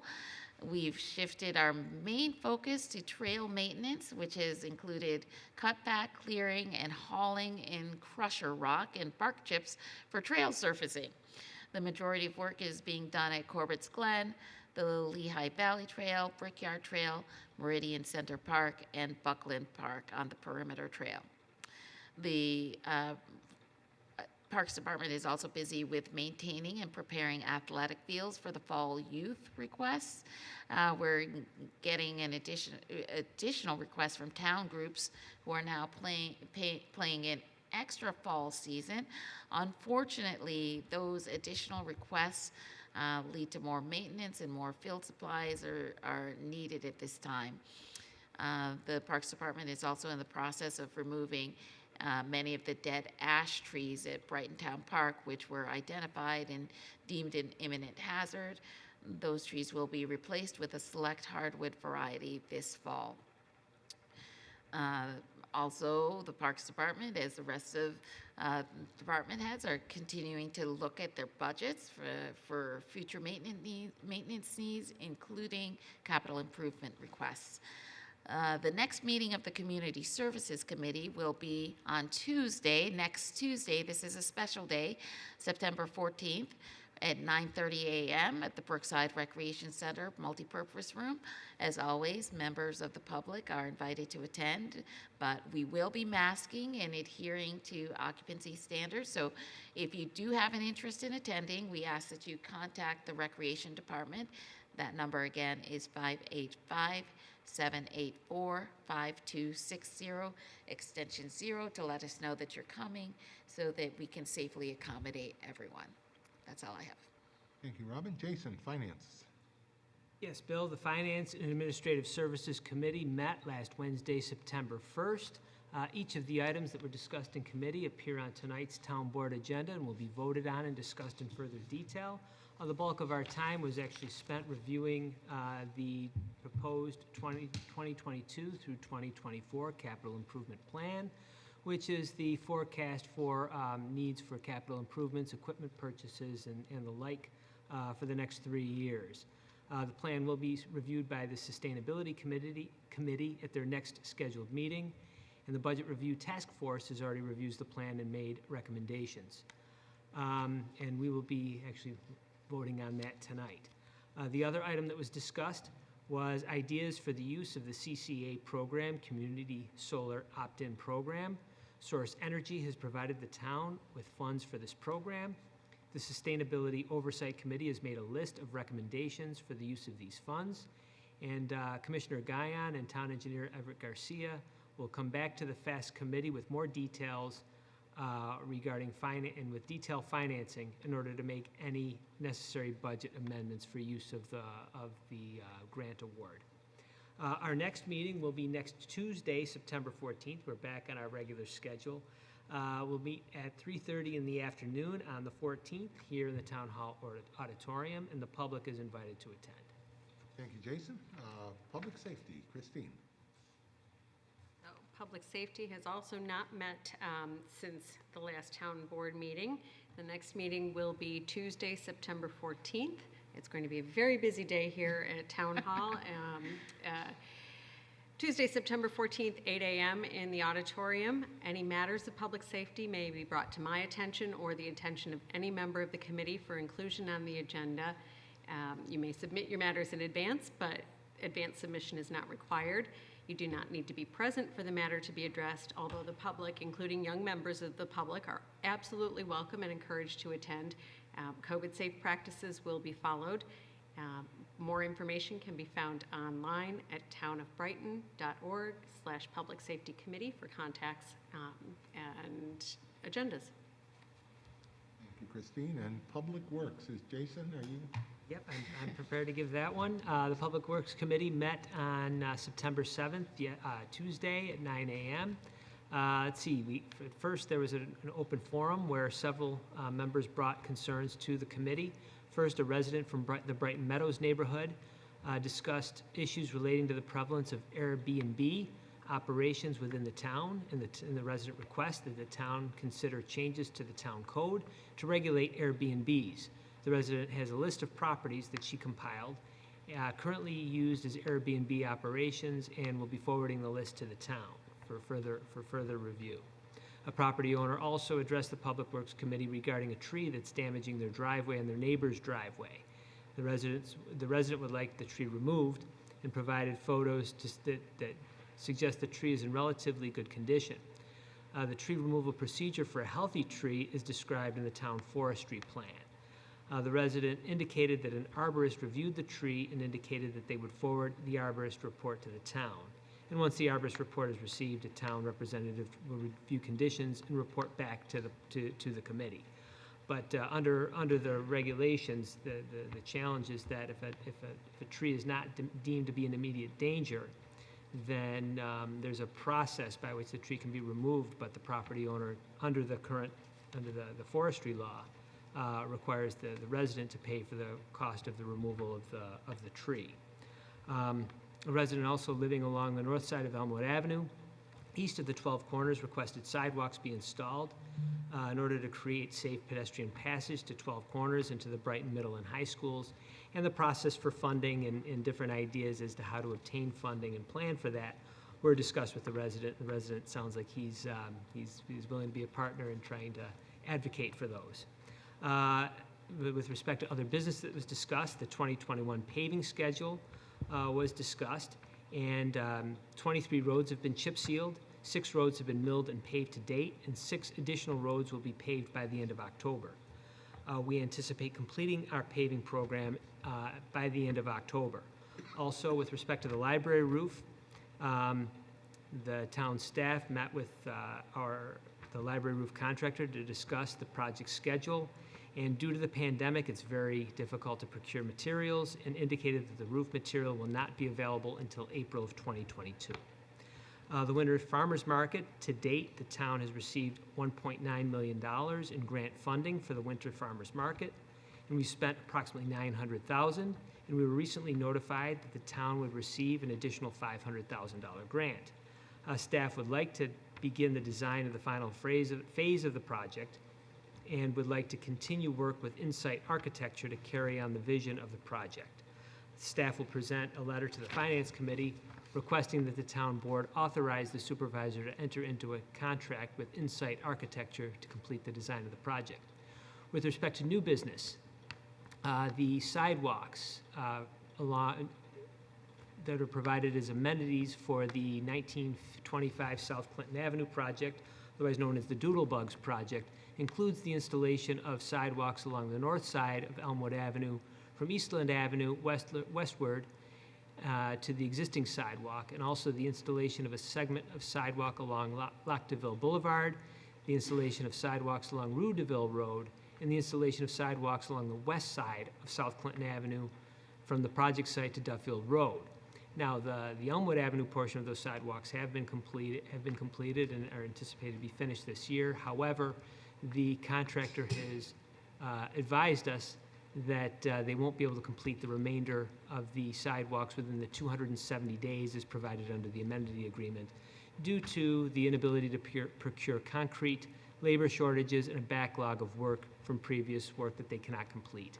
And that's understandable during these pandemic times.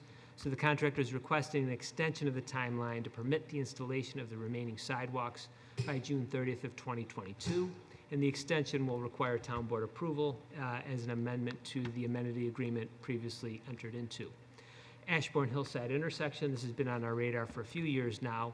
The Highway Department has started construction of the intersection improvements, or they will commence construction near the end of September, and the project should be completed by early November. The intersection will be closed to traffic during the construction, and a detour route will be implemented. Highway staffing, due to recent retirements and promotions, the Highway Department is seeking 3 new full-time laborers to fill vacant positions. And also lawn and garden debris. Some data analytics were presented regarding the request by the Highway Department for residents to containerize small piles of lawn and garden debris as described in the literature on the town website. The department compared our 2020 lawn and garden schedule with our current schedule to evaluate the impact of containerizing small piles. The results were dramatic. From May 11th through September 1st in 2020, our bulk crews made 5.5 passes through town, and our containerized crew made 12.5 passes.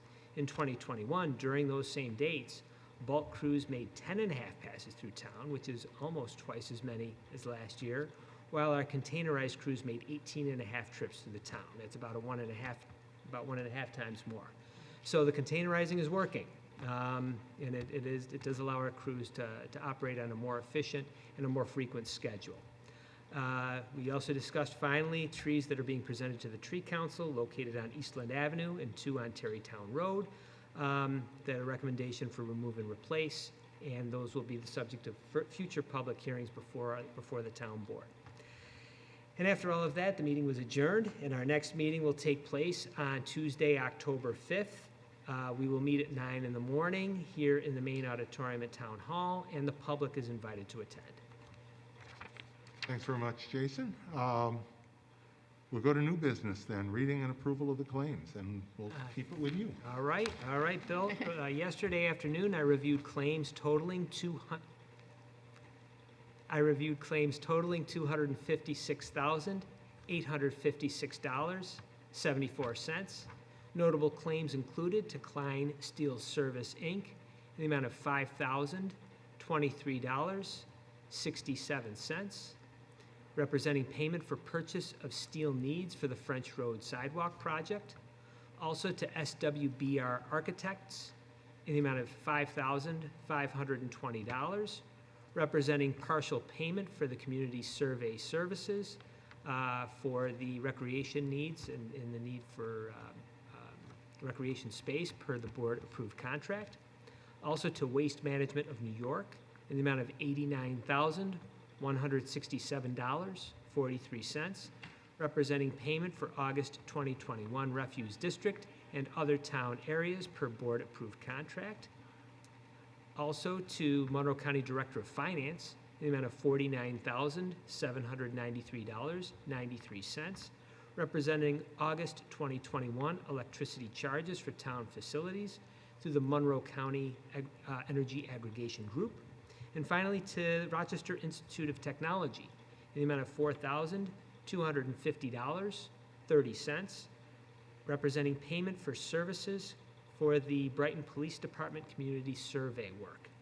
The claims all appear to be in order, and I move that they be approved. Second. Any discussion? Hearing none, Dan, please call the roll. Councilmember DePonzio? Aye. Councilmember Wilt? Aye. Councilmember Corrado? Aye. Supervisor Mealy? Aye. Christine? Yes, the next matter seeks to approve the appointment of Emily Soliday to the position of police officer in the Brighton Police Department. I move that we adopt the resolution before us. Second. Chief, would you like to, I know we have the communication, but I know the public always likes to hear about our new officers. Sure. I hope someday when we get back to where we can have some time, I've got a bunch of officers that I've got to get up here to get introduced to the board and to the community. Emily comes from the Wayne County Sheriff's Department. She's got just a little under 2 years as a deputy. She comes from a service background. She worked for the ARC of, I think it was Wayne County. She's also worked as a hospitality assistant in the hospital, and I think that really translates well to policing because it's in that service industry, the people industry. She has an associate's degree, and she was one of the very first inaugural candidates to be interviewed by the citizen interview panel. So I look forward to her starting, and I think she'll do really well for us. Thank you. We have a motion and a second. Any further discussion? Hearing none, Dan, please call the roll. Councilmember DePonzio? Aye. Councilmember Wilt? Aye. Councilmember Corrado? Aye. Supervisor Mealy? Aye. Robin? Did you say me? I'm sorry. Sorry. Through the mask. So the next matter seeks to approve the appointment of Shanna Higgins to the position of Office Clerk 4, part-time, in the Personnel Office and amend the organizational chart to reflect said position. I move that we adopt the resolution as prepared by the Town Attorney. Second. And we had a discussion about Shanna. Shanna has worked for us as an animal control officer part-time. She had the opportunity to take a position with the City of Rochester full-time, darn it, because Shanna is terrific. So she is going to be working for the city in the animal control area, but in addition to the part-time work for the police department as an animal control officer, she had been putting in a couple of hours a week with our personnel department. She is interested in continuing doing that. We are very happy to have her continue doing that, so she will formally be in this Office Clerk 4 position, anticipated to be 3 hours a week, working down in the personnel department. So goodbye, Shanna, but not totally. We have a motion and a second. Further discussion? Hearing none, Dan, please call the roll. Councilmember DePonzio? Aye. Councilmember Wilt? Aye. Councilmember Corrado? Aye. Supervisor Mealy? Aye. Jason? Yes, the next matter seeks to authorize the Justice Court to apply for the 2021-2022 Justice Court Assistance Program grant for updated wall coverings in one courtroom and a key and cell phone locker for the court lobby for use by clientele. I move we adopt the resolution as prepared by the Town Attorney. Second. Any discussion on that? Hearing none, Dan, please call the roll. Councilmember DePonzio? Aye. Councilmember Werner? Aye. Well, Wilt. I heard Wilt. I was noticing it was hard to say before, and then you paused it because the flow was all off early. I was going so well. Councilmember Wilt? Aye. Councilmember Corrado? Aye. Supervisor Mealy? Aye. Next item, Robin. Certainly. The next matter seeks to authorize the supervisor to accept funding from a state and municipal grant in the amount of $500,000 for the Winter Farmers Market Building Renovation Project and authorize the supervisor and town attorney to execute documents related to the acceptance of said grant. I move that we adopt the resolution as prepared by the town attorney. Second. And this was mentioned just a few moments ago in relation to the earlier report. So further discussion on that? Hearing none, Dan, please call the roll. Councilmember DePonzio? Aye. Councilmember Wilt? Aye. Councilmember Corrado? Aye. Supervisor Mealy? Aye. Jason? Yes, the next matter seeks to authorize the supervisor to approve an optional one-year agreement renewal with Waste Management of New York at a unit price increase of 3.94% effective January 1, 2022 through December 31, 2022. I move we adopt the resolution as prepared by the town attorney. Second. And that increase is based on a formula that's in the contract, and will cover service in the refuse districts, which remains far cheaper. Any of us that review the local social media, the Brighton social media groups, will see discussion about the cost of refuse service. If you're in a neighborhood that doesn't have a refuse district, you are probably paying too much. I know that sounds like an old ad, but it's true.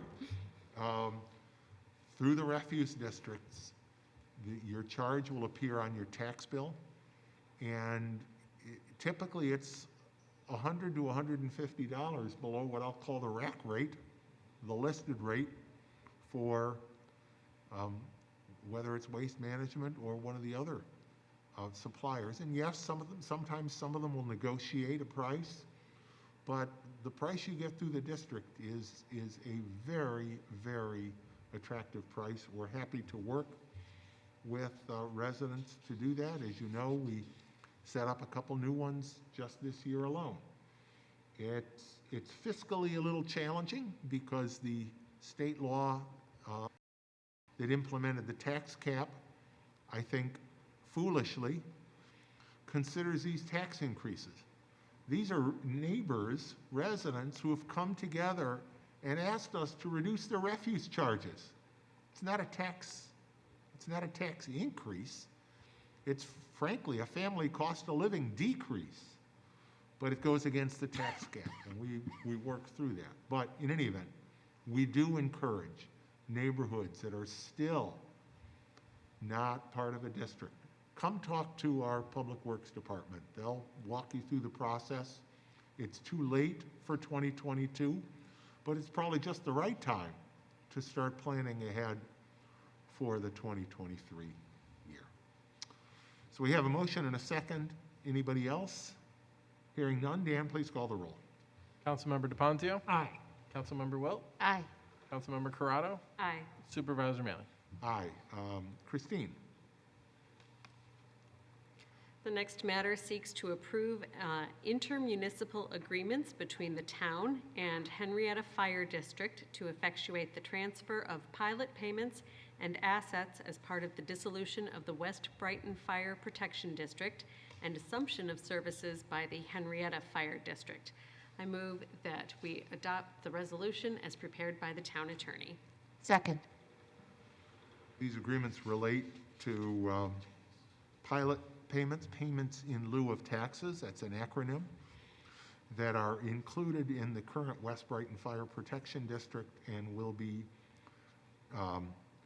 assigned to the Henrietta Fire District, assuming that the planned extension of the Henrietta Fire District to cover the area currently served by the West Brighton Fire Protection District proceeds, and it also covers the transfer of certain assets. We have a motion and a second. Further discussion on that? Hearing none, Dan, please call the roll. Councilmember DePonzio? Aye. Councilmember Wilt? Aye. Councilmember Corrado? Aye. Supervisor Manley? Aye. And Jason, the CIP. Yes, the next matter seeks to adopt the 2022 through 2024 capital improvement plan. I move we adopt the resolution as prepared by the town attorney. Second. We had some discussion earlier about the capital improvement plan. This is something that we do each year. It's part of guidance from the state comptroller, who encourages municipalities to plan ahead for large expenses, and we have been doing so for many, many years. And I'll turn things over to our finance director, who can talk a little bit more about our CIP for 2022 through 2024. Let me just pull this up.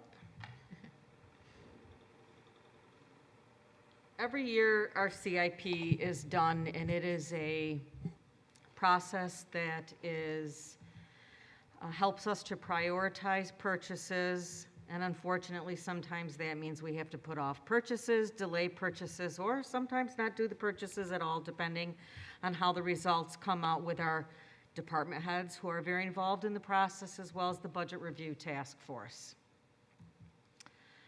So it's, it can be grueling, and this year, we have decided to do some more bonding coming into 2022. Just a second.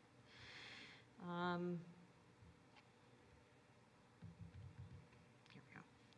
So we did start out officially in the neighborhood of about $9 million, give or take.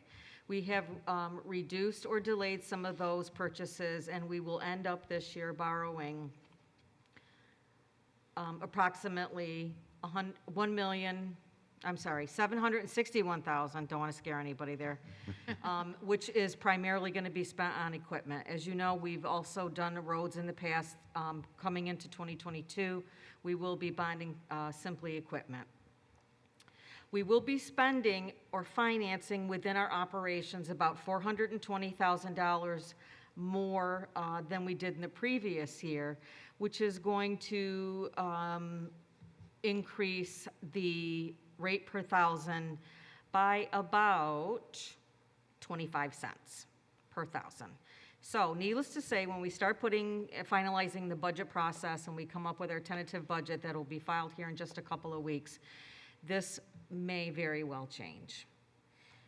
So I'd like to thank everybody for the process. Supervisor Maley's been instrumental in obviously going through this with me, helping me to prioritize along with the Budget Review Task Force and FAST Committee. We went over this in line-by-line detail on what we have put off. And in the attachment that is included with the minutes, you can look through and see the things that are included at this time in the 2022 budget. That's not to say that something may or may not change. Paula didn't pat herself on the back, but I will. The work that Paula, our finance director, Suzanne Zaso, our deputy finance director, year in and year out. This is some heavy-duty stuff. I actually got some feedback today from our newest member, indirectly from our newest member of the Budget Review Task Force this year, who, and we've heard this in the past, serving on that committee is an eye-opener to see the level of detail of the fiscal planning by the town and the attention to detail that not only you, Paula, in the finance department, but all of the department heads give in putting their budgets together. And frankly, the difficulty of the decisions that have to be made in giving some of those expenditures a thumbs up or thumbs down.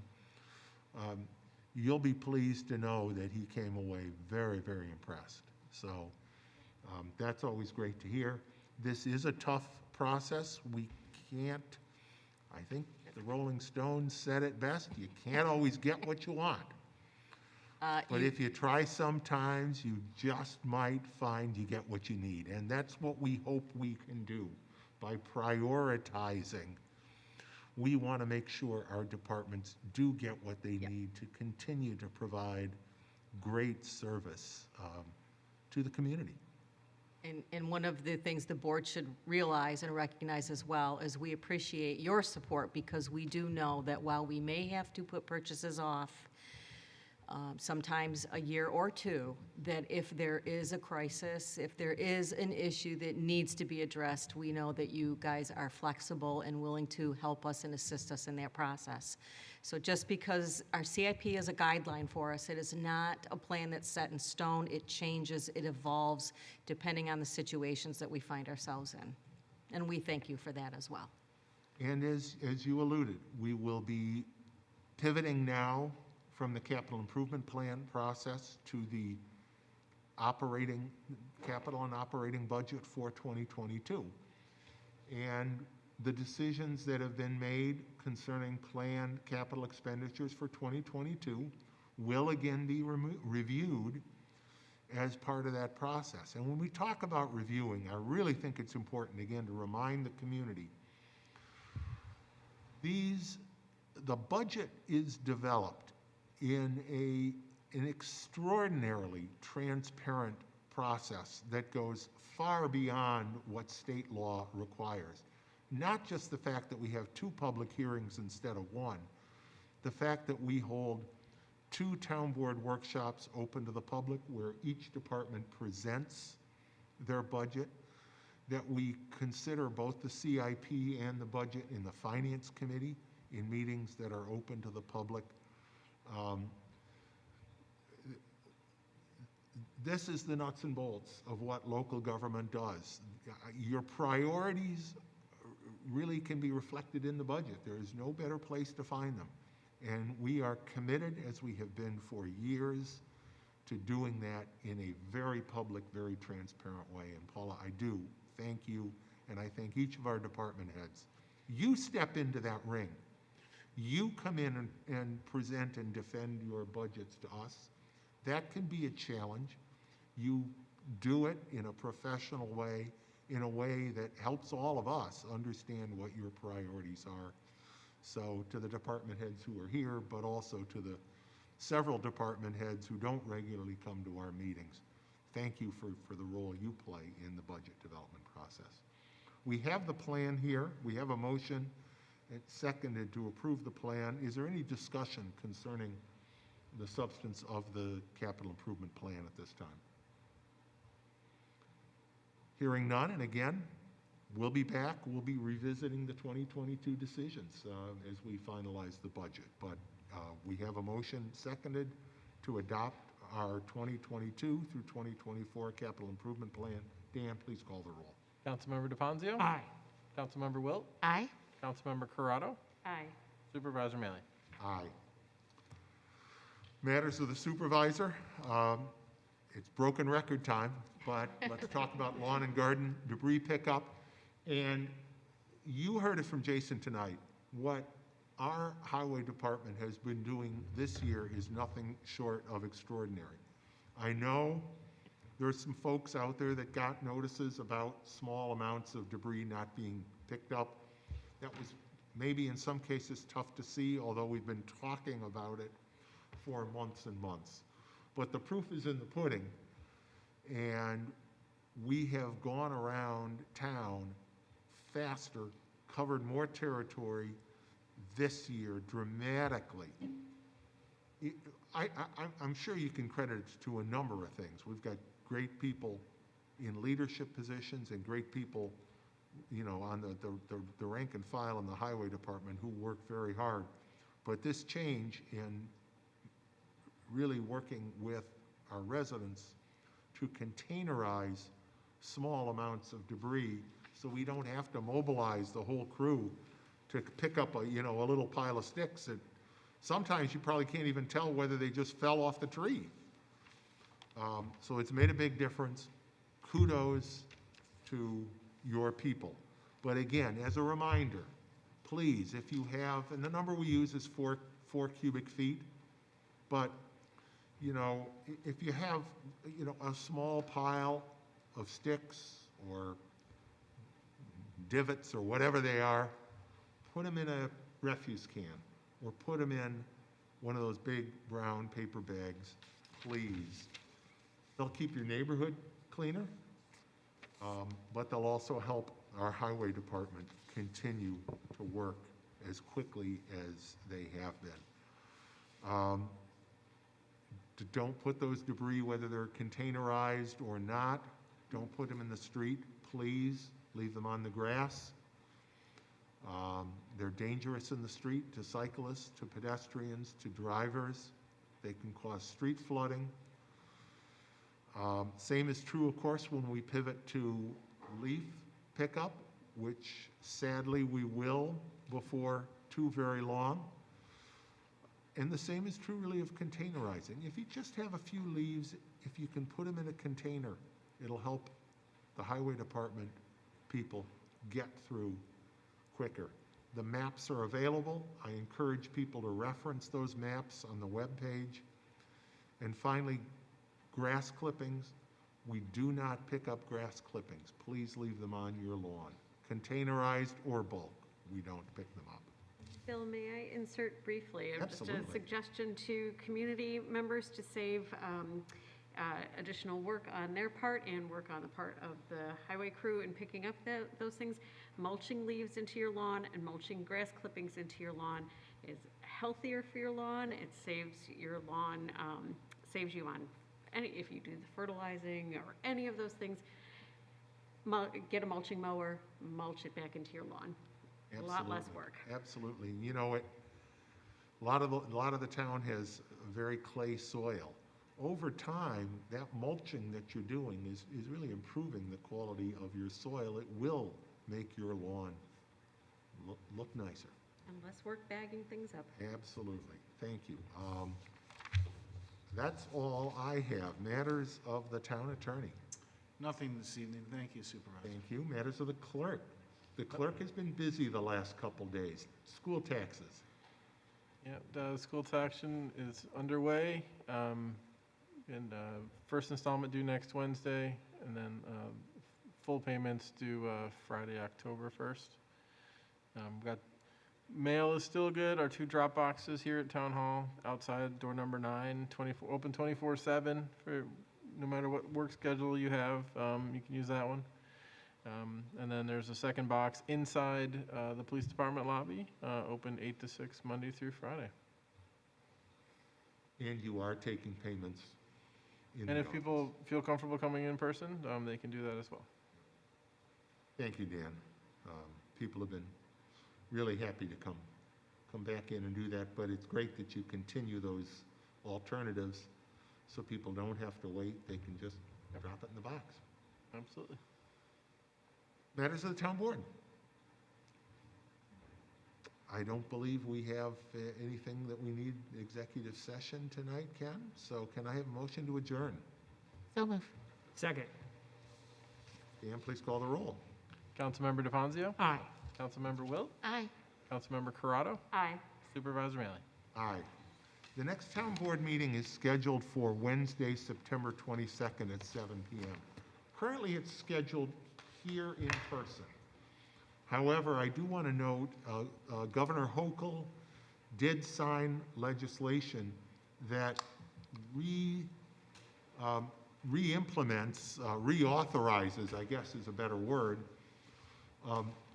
government bodies to hold meetings on Zoom or other remote means, subject to the similar conditions that we were doing them earlier in the pandemic. It is possible, we haven't made a final decision yet, but it is possible that that next meeting may be held remotely. I know some people are not comfortable coming indoors to a meeting like this, and I fully understand that. So if we do change it to make it a remote meeting, we will make that decision in the next few days and, of course, provide information to the public. With that, thank you. Have a very good evening.